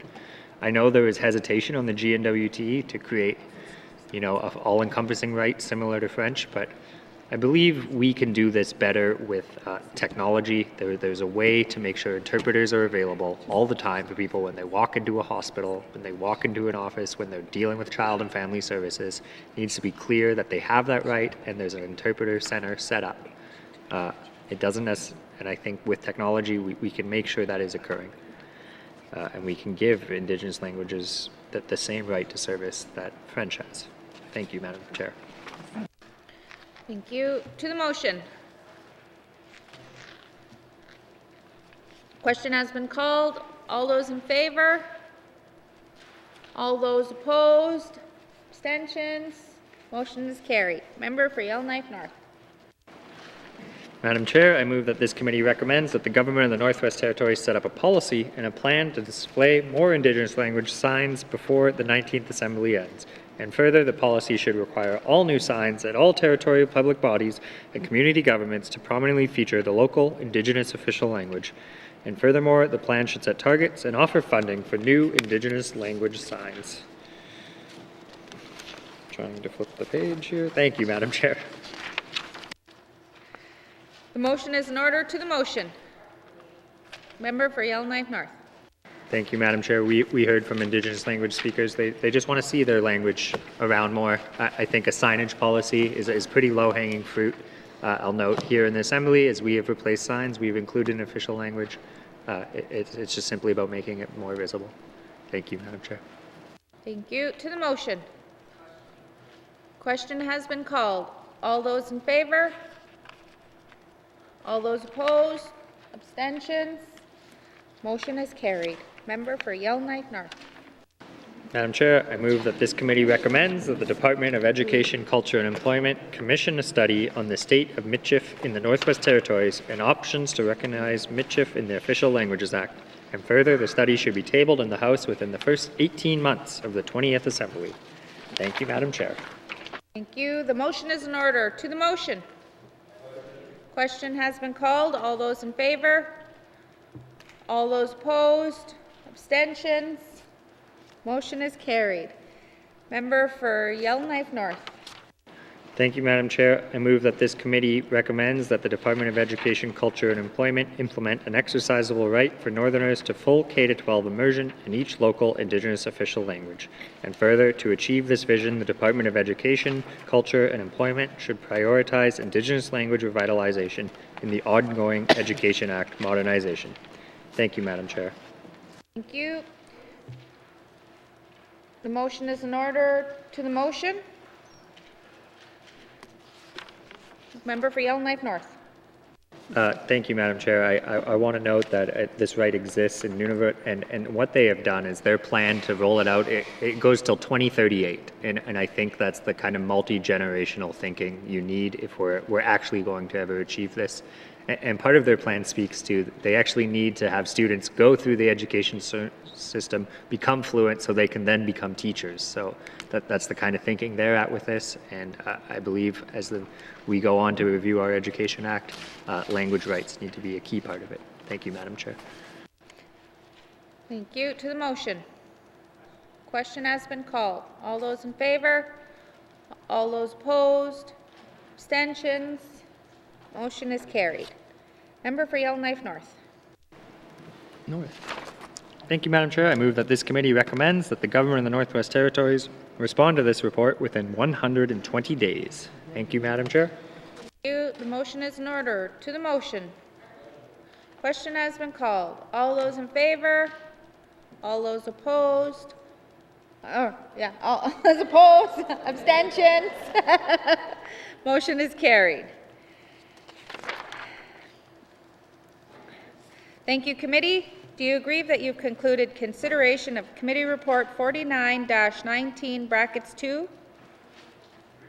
Thank you, committee. We have concluded consideration of Committee Report 49-19(2), Standing Committee on Government Operations, report on the 2021-2022 review of the Official Languages Act.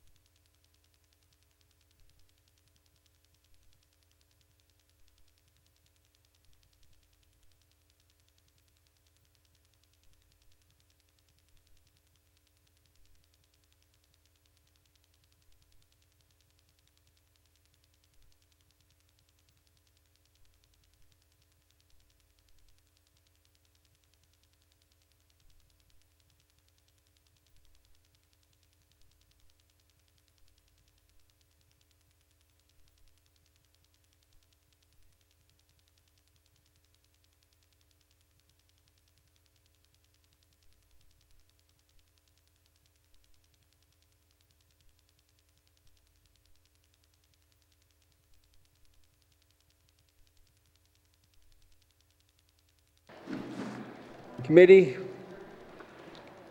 we have agreed to consider Committee Report 51-19-2, Standing Committee on Government Operations Report on Indigenous Representation in the Northwest Territories Public Service. I will go to the chair of the Standing Committee on Government Operations for any opening comments. Member for Yellowknife North.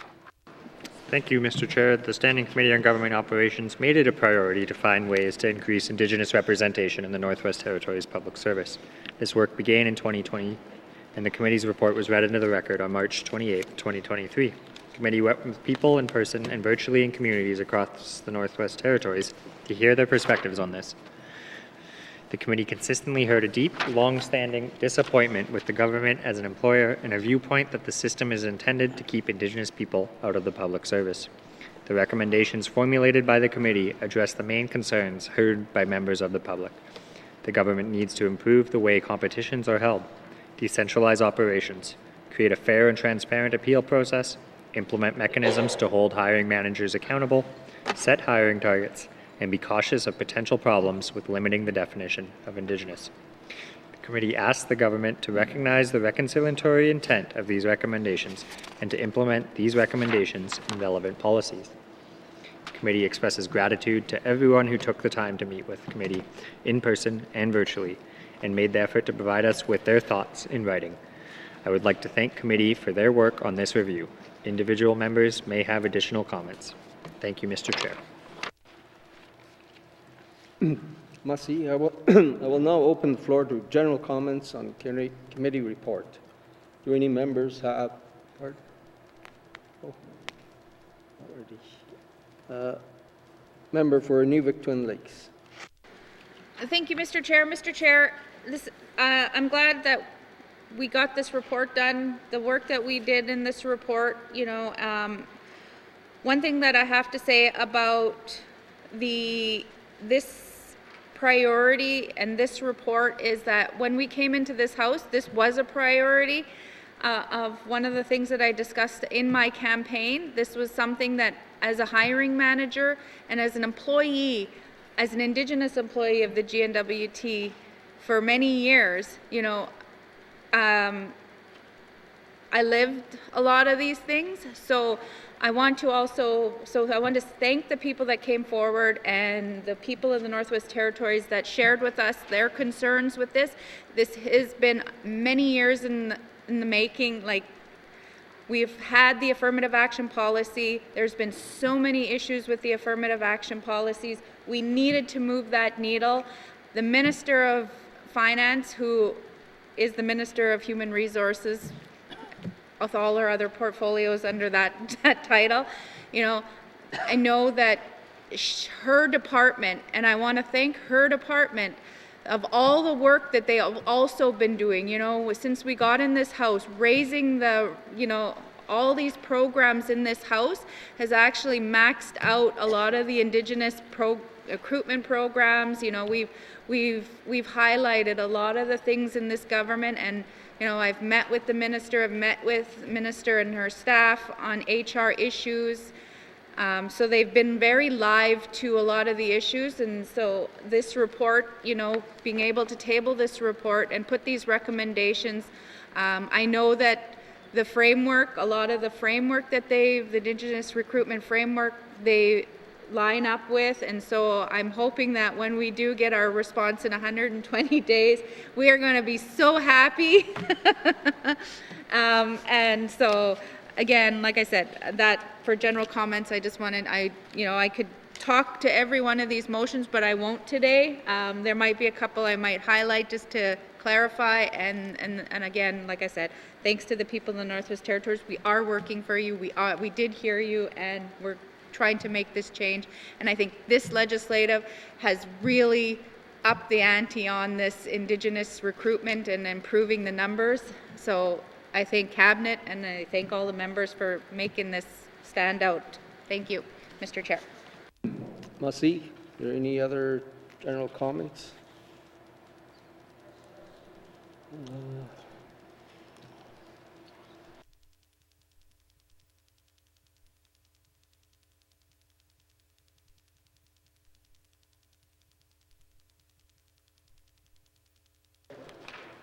Member for Yellowknife North. Mr. Chair, I move that this committee recommends that the affirmative action policy reflect its objective and intent and mitigate the disadvantage and underrepresentation of Indigenous persons in the N.W.T. public sector by implementing a P1 only competition. Thank you, Mr. Chair. Let's see. Motion is in order. To the motion. Oops, sorry. N.W.T. Twin Lakes. Thank you, Mr. Chair. I think the affirmative action policy that we've had for many years hasn't done justice for what we want to see. So creating and implementing a priority one only competition is what we want, and that's why this priority is here. We want to see Indigenous people. You know, we don't want to water it down. We don't want to blind the lines, blur the lines. So we want to make sure that priority one candidates are given the opportunity first to be given the opportunity to do the interviews and possibly get the jobs. You know, I meant once we're at par, we can revisit this, and maybe it'll be sooner than later, and I'll be happy to be hopefully not in this place when that comes, but I mean, so that's why this priority and this recommendation is here. Thank you, Mr. Chair. Let's see. Member for Hay River South. Thank you, Mr. Chair. Yeah, I'm pleased to see this, and you know, the Charter of Rights allows for such a policy. And you know, when we talk about affirmative action, I think it's important that we make it alone a priority. We like my colleague said, we seem to be watering down, you know, the interpretation a bit and the policy. So I'm glad that it is being made, or this motion did come forward. It's clear and concise. The one thing, though, I guess that I would recommend as well is that I know there's some discussion about possibly changing the definition of Indigenous person, which I would ask that it remain as is going forward with any new policy. And I think that we're looking at the Indigenous employment policy. So, but other than that, I'm pleased to see that we are making this a priority, because at the end of the day, the affirmative action is about bringing Indigenous people into the public sector. Thank you. Let's see. The motion is in order. To the motion. Question has been called. All those in favor? Opposed? Abstentions? Motion is carried. Member for Yellowknife North. Mr. Chair, I move that this committee recommends that the Government of the Northwest Territories identify which headquarters positions can be located to the regions, which jobs could be tagged as flexible and moved among a number of locations, and those that could be classified as remote working arrangements, aiming to allow Priority 1 employees to work in the community of residents. Thank you, Mr. Chair. Let's see. The motion is in order. To the motion. Member for Hay River South. Thank you, Mr. Chair. Yeah, again, now I'm pleased to see this one as well, because you know, if we expect to increase the number of Indigenous people in the public sector, decentralization is going to be important.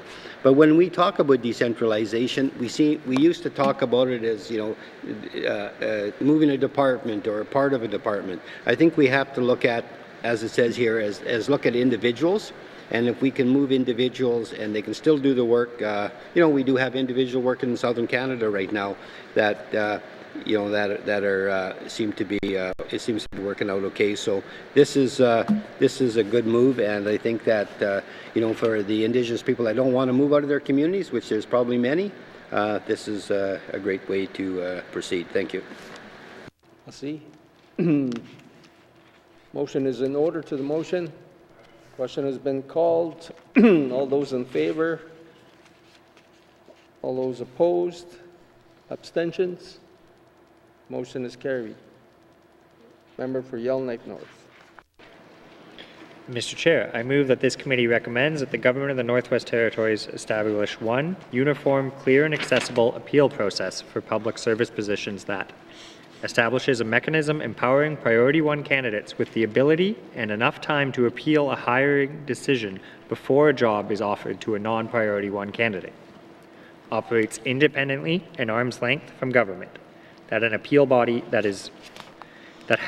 body that is representative of the Indigenous population with a minimum Indigenous membership of 50%, clearly outlines how appeals can be requested and considered, contains clear terms of reference for a fair and consistent appeal process, and ensures availability and accessibility of the support by Indigenous staff of the Diversity and Inclusion Unit to the Indigenous candidate. Thank you, Mr. Chair. Motion is in order. To the motion, MLA Inuvik Twin Lakes. Thank you, Mr. Chair. This is one thing that we heard that Indigenous employees, they don't even apply anymore because they feel that there's no process that with the affirmative action and the appeals process, there's nothing that can help them even call out when there are injustices in the hiring process. So this is why we said before a P2 or a P3 is offered a position, and if there is a P1 candidate that was interviewed, passed an interview that didn't get the offer, that they are notified that a P2, that they didn't get the offer to a P2 or a P3, because this has happened. There has been statements that come to us that this has happened because people say that the affirmative action policy is not done across the board in the territory the same way. And so this gives the opportunity for a P1 to appeal, and then somebody outside that process that did the interviewing can look and make sure the process was done and if they followed a policy accordingly. Because under the policy, if a P1 passes the interview, then they should be offered the job. There shouldn't be a P2 and a P3 that they're competing in, but this happens. It happens over and over again. So that's why this motion is there, and we want to make sure that we're doing what we said we were doing in this. So thank you, Mr. Chair. Massey, motion is in order. To the motion. Question has been called. All those in favor? All those opposed? Abstentions? Motion is carried. Member for Yellowknife North. Mr. Chair, I move that this committee recommends that the Government of the Northwest Territories, for the purpose of capacity building, make it a standard policy to ensure that an Indigenous person consistently occupies at least one Assistant Deputy Minister position within all departments, consistently staffs all regional supervisor positions with Indigenous employees, promotes and requires, where possible, that all public boards and agencies have a minimum level of Indigenous representation within the overall makeup of their board of directors, requires, where possible, for agencies to invest in hiring Indigenous employees and follow the affirmative action policy. Thank you, Mr. Chair. Massey, the motion is in order. To the motion. MLA for Inuvik Twin Lakes. Thank you. We've just seen this in the lands or environment and climate change. They've targeted a position, a regional ADM position that is it gives the room for somebody in the region, an Indigenous person, to grow into an ADM position, which gives them that experience. And I think the thing is in the government, sometimes the Indigenous people are left to the side because all of the positions are in Yellowknife, and not necessarily are they known and their experience is known to move up into these roles. So this is where, this might not happen overnight, but this is a plan, this is a goal, and this is a motion. So we're asking to be looked at seriously, that this can be done so we could see more Indigenous people in our senior management. Thank you, Mr. Chair. Massey, motion is in order. To the motion. Question has been called. All those in favor? All those opposed? Abstentions? Motion is carried. MLA YK North. Mr. Chair, I move that this committee recommends that the Government of the Northwest Territories attract Indigenous professionals with roots and relations in the Northwest Territories to take public service positions with the N.W.T. by creating an outreach campaign targeting Northwest Territories residents studying outside the Northwest Territories, offering incentives to returning students, and requiring that hiring managers are aware of the campaign. Thank you, Mr. Chair. Merci. The motion is in order. To the motion. Question has been called. Although,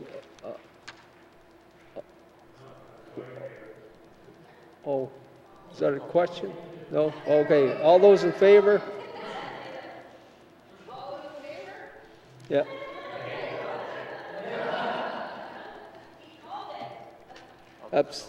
All those opposed? Abstentions? Motion is carried. MLA Yellowknife North. Mr. Chair, I move that this committee recommends that the Government of the Northwest Territories and all departments update the job descriptions of all public service positions to ensure the inclusion of value statements which affirms the importance of Indigenous knowledge and community experience, update job information section of all job descriptions to ensure that only plain language is used, ensure that each job information section provides an equivalency formula that is publicly accessible and demonstrates concrete examples of what education equivalencies will be accepted in place of university education, creates a mechanism that requires offering qualifying Priority 1 candidates who participated in a competition a training path into the position before submitting the job to a non-priority candidate. Thank you, Mr. Chair. Merci. The motion is in order.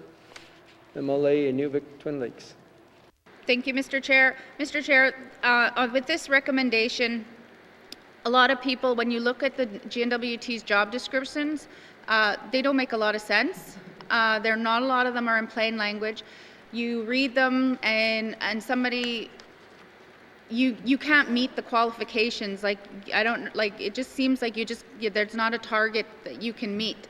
So that's why with this one, and then equivalencies. We talk about equivalencies in many job descriptions, but as somebody who's applied on jobs, I have never been able to understand how I measure up to an equivalency.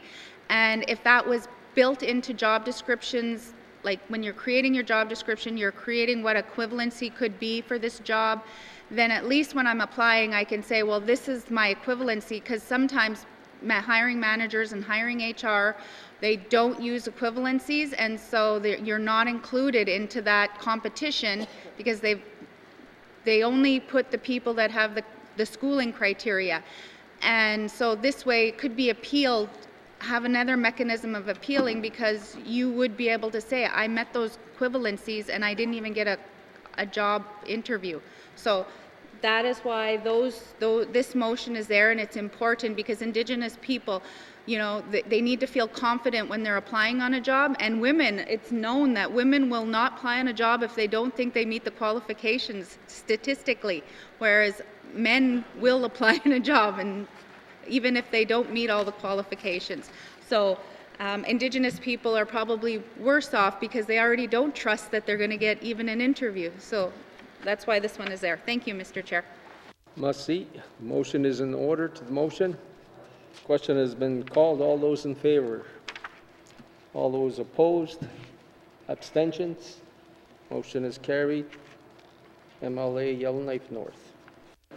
Mr. Chair, I move that this committee recommends that the Government of the Northwest Territories commit to transparent retention practices by requiring all departments to develop and follow succession planning guidelines, maintain and share internal position tracking, track and share information about transfer assignments and/or promotions, ensure that departmental succession planning is informed by employees' goals and expectations by connecting with development goals expressed by employees in the annual performance appraisals, ensure that all Indigenous employees in senior management positions are well supported by their supervisors and are given training opportunities that are suited to their employees' interests and career goals, create a mechanism to ensure Indigenous employees/applicants receive preferred and priority hiring when replacing outgoing employees leaving the public service. Thank you, Mr. Chair.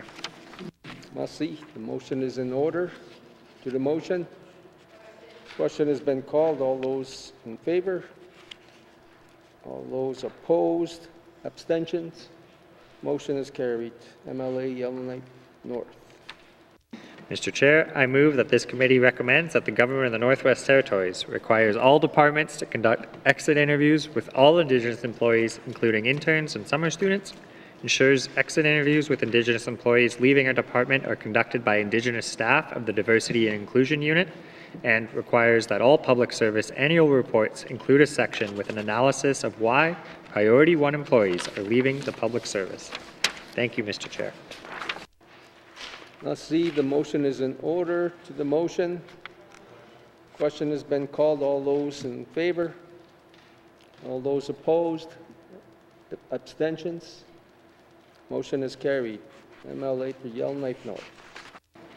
Mr. Chair, I move that this committee recommends that the Government of the Northwest Territories work towards increasing participation of Indigenous students in all programs, grants, and contributions focused on youth by advertising the availability for youth development and making it known in small communities, creating recruitment campaigns in small communities so youth can participate in existing programs and apply for positions, have an advocate for youth and students in each department, creating and tracking hiring targets in all communities for Indigenous youth seeking public service employment under programs such as SNAP, summer students, and internships, and further, that the Department of Finance restructure the summer student employment program to allow a more extended period for students to apply, require managers to hire Priority 1 summer students and deplete the Priority 1 candidate list before considering non-Priority 1 students, ensuring not to leave one Priority 1 summer student without summer employment. Thank you, Mr. Chair. See, the motion is in order. To the motion. Question has been called. All those in favor? All those opposed? Abstentions? Motion is carried. MLA for Yellowknife North. Mr. Chair, I move that this committee recommends to the Government of the Northwest Territories that all departments have in place support for Indigenous employees and look to the Indigenous patient advocate positions implemented by the Department of Health and Social Services as a model to how to provide support, work with the Indigenous Employee Advisory Committee and the Diversity and Inclusion Unit to provide support, offer pathways to leave to access counseling and addiction services, and apply trauma-informed language and practices as a norm. Thank you, Mr. Chair. See, the motion is in order. To the motion. Question has been called. All those in favor? All those opposed? Abstentions? Motion is carried. MLA Yellowknife North. Mr. Chair, I move that this committee recommends that the Government of the Northwest Territories includes in the Indigenous Recruitment and Retention Framework support in finding housing at the new job site for Indigenous employees relocating to take a government position or move within government, provide a moving allowance for Indigenous employees relocating to other communities, offer education leave to help Indigenous employees to finish any education that was not completed before employment, with the guarantee to remain in the public service at a minimal return to the same job level, offer education leave to Indigenous employees to support their career goals and interests and help expand their opportunities. Thank you, Mr. Chair. See, the motion is in order. MLA N.W.T. Lakes. Thank you, Mr. Chair. Mr. Chair, with the second bullet, or with the third bullet, the education leave to help Indigenous employees to finish any education. Sometimes we have Indigenous employees that get into frontline positions. They may have, some education, and then when they apply for education leave, they're denied because they say, well, you're already in this job and you don't need any more education to do the job. And then education leave is denied. And then when we look at the next one, we have people that are in frontline jobs who maybe say if they start off as an office admin and they want to, they want to move up in their career, so they want to go back and get their business diploma, and then they want to go back and get their business degree, as they come back, but they should have secure employment to go back to at least what they left, so that way they have the opportunity for succession planning within the department that they're starting in. This is way we can grow our Indigenous, staff, especially out in the regions. So, that's what this recommendation is indicating. Thank you, Mr. Chair. Merci. Yellowknife North. Yeah, thank you, Mr. Chair. In Nunavut, a beneficiary can apply at any time to a job that a non-beneficiary has, and if they get it, they remove that person. Committee didn't quite go that far, but we're thinking, but we want the same level of planning with P1s, that if you have a non-P1 position in the government, the succession planning should be to put a P1 in that position, and there should be a complete plan to make sure they have the education and they are trained and they are identified to get into that position. So, thank you, Mr. Chair. Let's see. The motion is in order to the motion. Question has been called. All those in favor? All those opposed? Abstentions? Motion is carried. MLA Yellowknife North.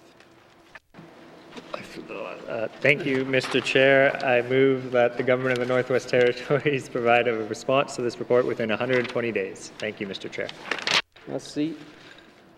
The motion is in order to the motion. Question has been called. All those in favor? All those opposed? Abstentions? Motion is carried. MLA, excuse me.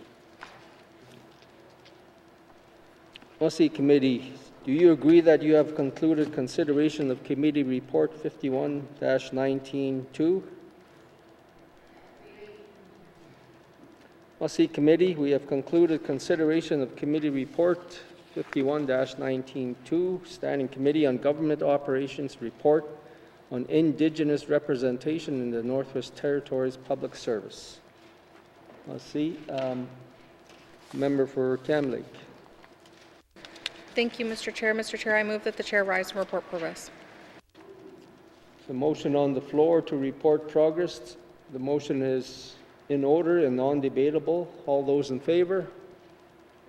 All those opposed? Motion is carried. I will now rise and report progress. Merci.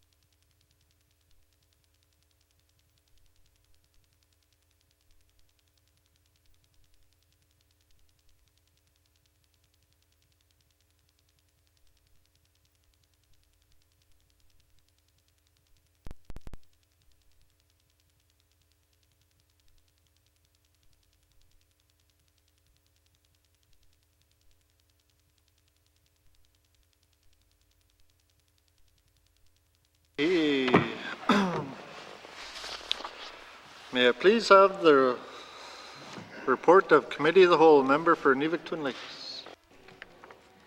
Mr. Speaker, your committee has been considering Committee Report 49-19 brackets 2 and Committee Report 51-19 brackets 2 and would like to report progress with 25 motions carried, and that Committee Report 49 and Committee Report 51-19 brackets 2 are concluded. And Mr. Speaker, I move that the report of the Committee of the Whole be concurred with.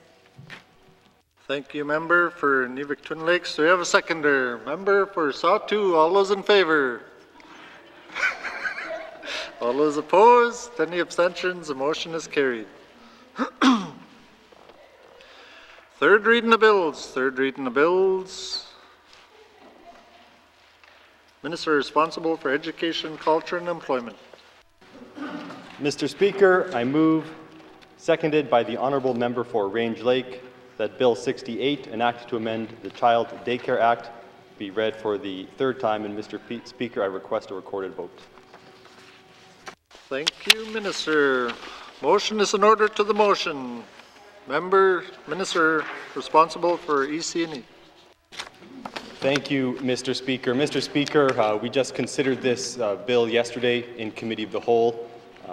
Some people may recall that there were motions moved at that point. It was a dead heat, and there was no changes to the bill as we had a couple of ties. Since that time, I've spoken to the department. I've spoken to the chair of the Standing Committee on Social Development, and I considered how could we incorporate some of those changes that the members would like to see, some of the concerns that the members have been expressing into the bill, so we can find a clause that we can all agree on. So the clause in question related to the disclosure of the identity of a complainant, someone who makes a complaint against a child care operator. And the reason that is included in the bill is because we want to create a robust system where parents feel empowered to bring forward their concerns about the services that their children are receiving from their child care operators. What we don't want to do, though, is create a situation where we're criminalizing people when we obviously don't need to. And so what was proposed originally in the bill, probably too far in one direction.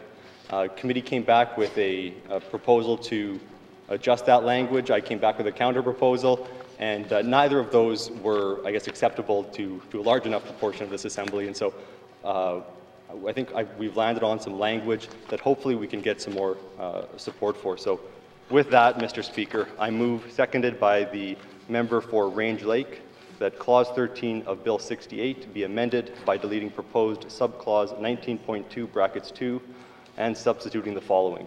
2. An operator shall not A. retaliate against a complainant under Section 19.1 or B. disclose the identity of a complainant under Section 19.1. 3. Notwithstanding paragraph 2B, an operator may disclose the identity of a complainant A. to a lawyer retained by the operator to provide legal services in respect of a complaint, B. to a trusted advisor, or C. as authorized by the director. Thank you, Mr. Speaker. Thank you, Minister. To the amendment. Question has been called. Oh, Minister. And so I just wanted to explain this a little bit. So what you're seeing here is an addition to the amendment that I moved yesterday, and that is that an operator may disclose the identity of a complainant, to the lawyer or as authorized by the director, or to a trusted advisor. We understand that there are child care operators who may be new in the business, and they might want to seek advice from someone who has some more experience. Or there's a million other scenarios, and we want to ensure that the operators feel like they are supported and they can reach out and get that support. At the same time, we want to protect parents. We want to protect their identities if it might be detrimental. And I will say that what this clause does, or what it attempts to do, is address a very, very small percentage of issues that ever arise. Most complaints, the vast majority, are dealt with through conversations with child care operators, and they don't proceed to a point where there would be any sort of repercussions, any suspensions, or anything like that. So this is not an indictment on the whole sector. This is to address just a very small issue, but an important issue to those who it affects. And so I hope that members think that this addresses their concerns, and I hope that I can get their support on this motion. Thank you.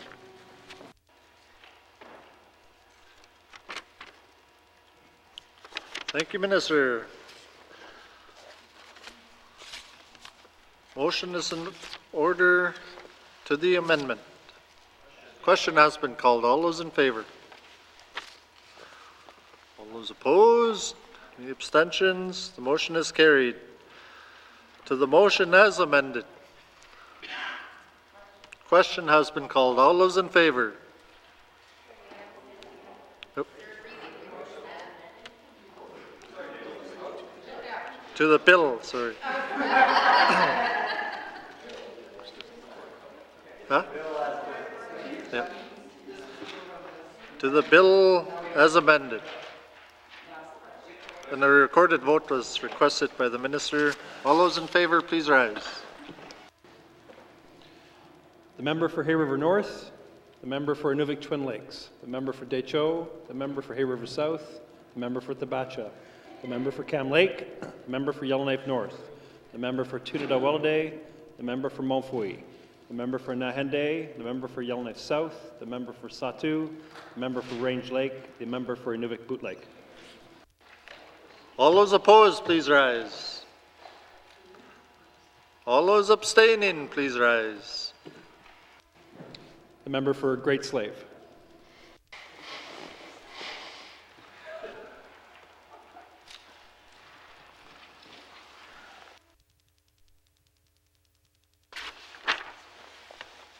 The results of the recorded vote, 14 in favor, 0 opposed, 1 abstention. The motion is carried. Bill 68 has had third reading. Third reading of bills. Third reading of bills. Mr. Clerk, will you ascertain if the Commissioner of the Northwest Territories, the Honourable Margaret M. Tom, is prepared to enter the chamber to assent the two bills?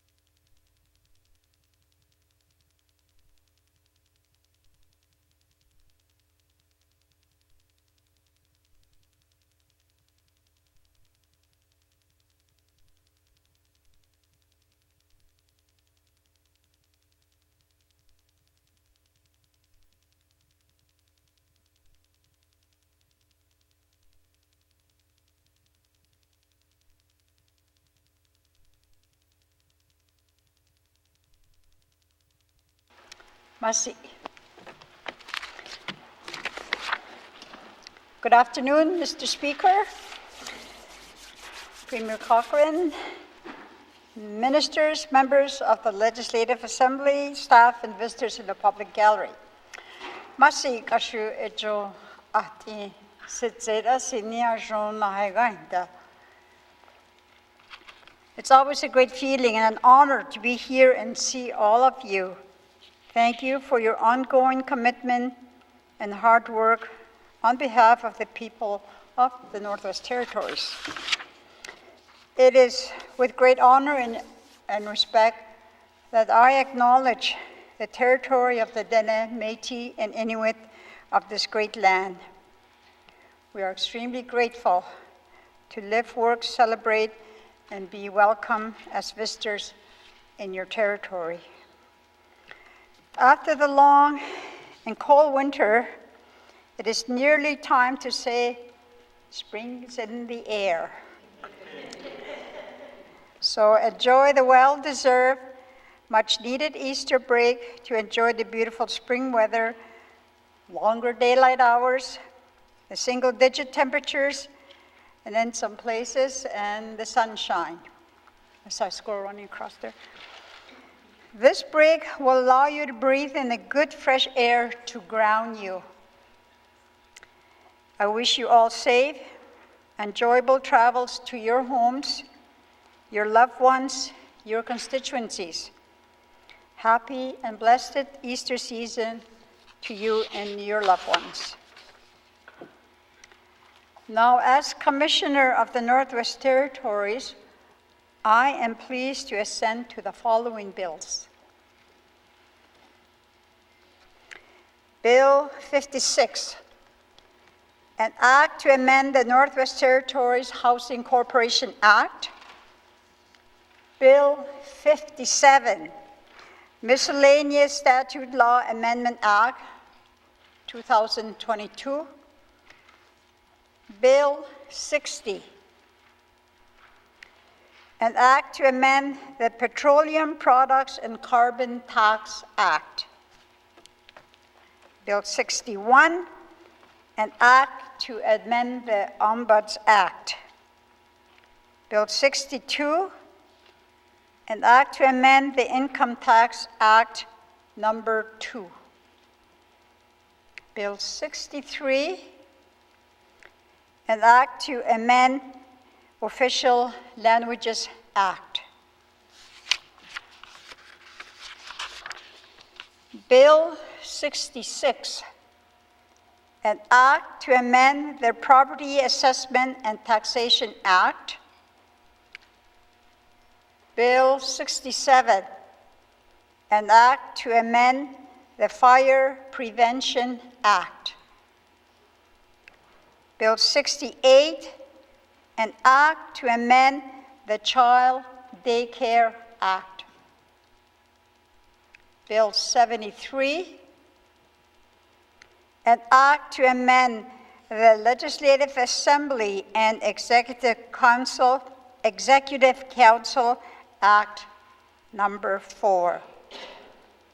Bill 76, an act to amend the Electoral Boundaries Commission Act. Bill 86, Supplementary Appropriation Act, bracket, Infrastructure Expenditure, bracket, number 3, 2022-2023.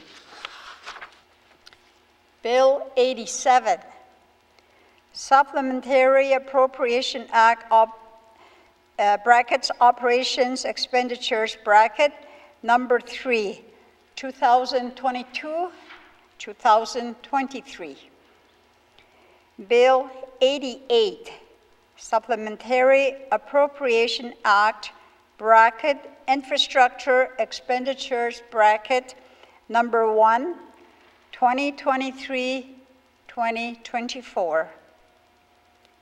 Bill 89, Appropriation Act, bracket, Operations Expenditures, bracket, 2023-2024. Masicho, thank you. Kuya mani mercy beaucoup kwana. Masi. Order!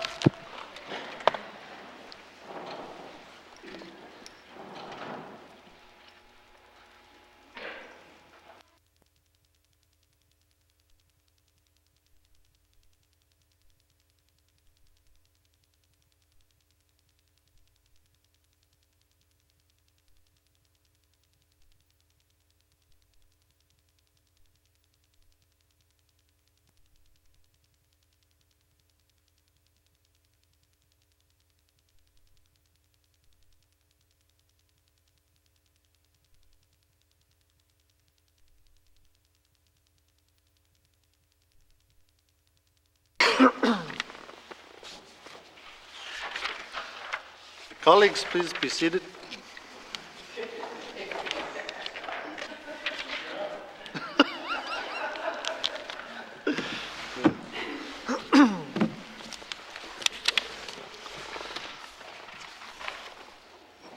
Colleagues, on behalf of the House, I thank the Commissioner, the Honourable Margaret M. Tom, for being here today. It is an honour to have her join us in the Chamber. It has been a long sitting, and I know we are eager to adjourn. But before we do, I would like to say a few words, and I thank you for your time and attention. First and foremost, I want to thank each of you. I know this sitting has been difficult at times, but it has also been very productive. You have concluded consideration of the operations budget, 3 supplementary estimates, 7 pieces of legislation, some of which I know were challenging, and 14 committee reports. This in addition to the numerous statements, questions, and motions. Colleagues, that's a lot of important work, and you should be proud of yourselves. Throughout the sitting, I have enjoyed your lively and thoughtful debates and discussions. We don't always see eye to eye, and we don't always agree. Some discussions in this House are very intense and uncomfortable. That's the nature of our job as the representatives of our people. Even when we don't agree, we can always find ways to work together and be respectful of each other and this institution. Colleagues, that is consensus government in action. Consensus government does not mean that we must always agree. Consensus government does not mean that we will always get our way. Consensus government means that we will have the opportunity to share our views, influence policy and legislation, and represent the people who have elected us. I thank each of you for contributing to a successful sitting. Colleagues, I also want to thank the interpreters who have joined us throughout this sitting. We honor our languages when we use them. The interpreters make it possible for us to use our languages on a daily basis. And I thank them for their service and commitment to honoring our official languages, our people, and our cultures.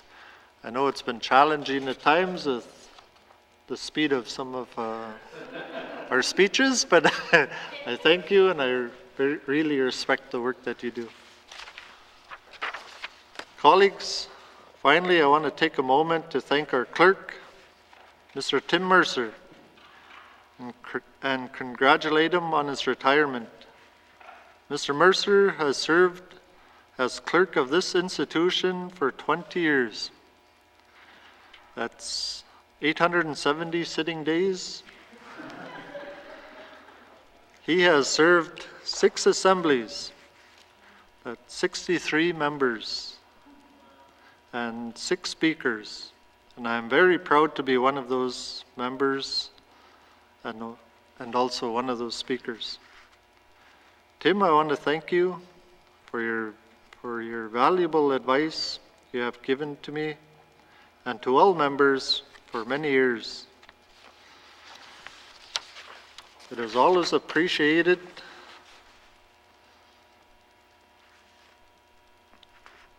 and sometimes we even followed it. Tim, as clerk of the Legislative Assembly, your corporate and procedural knowledge is second to none. I know we are in good hands with Mr. Rutland taking the helm. You'll be deeply missed. Tim, I know you love sailing, and I hope you have the opportunities to spend many beautiful summer days on Great Slave Lake aboard the Picante. Mr. Clerk, hold fast and stay true. Colleagues, please join me in thanking Mr. Mercer for his dedication and service. Thank you, colleagues.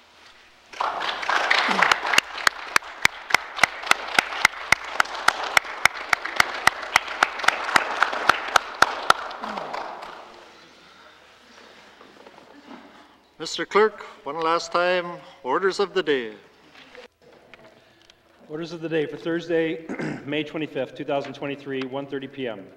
Prayer, minister statements, member statements, returns to oral questions, recognition of visitors in the gallery, acknowledgements, oral questions, returns to written questions, replies to commissioner's address, petitions, reports of committees and the review of bills, reports of standing and special committees, tabling of documents, notices of motions, notice of motion for first reading of bills, second reading of bills, consideration in committee of the whole of bills and other matters, second reading of bills, Bill 64, consideration of committee of the whole of bills and other matters, Bills 23 and 29, Minister Statement 264-19-2, Table Document 681-19-2, Report of Committee of the Whole, third reading of bills. Orders of the day.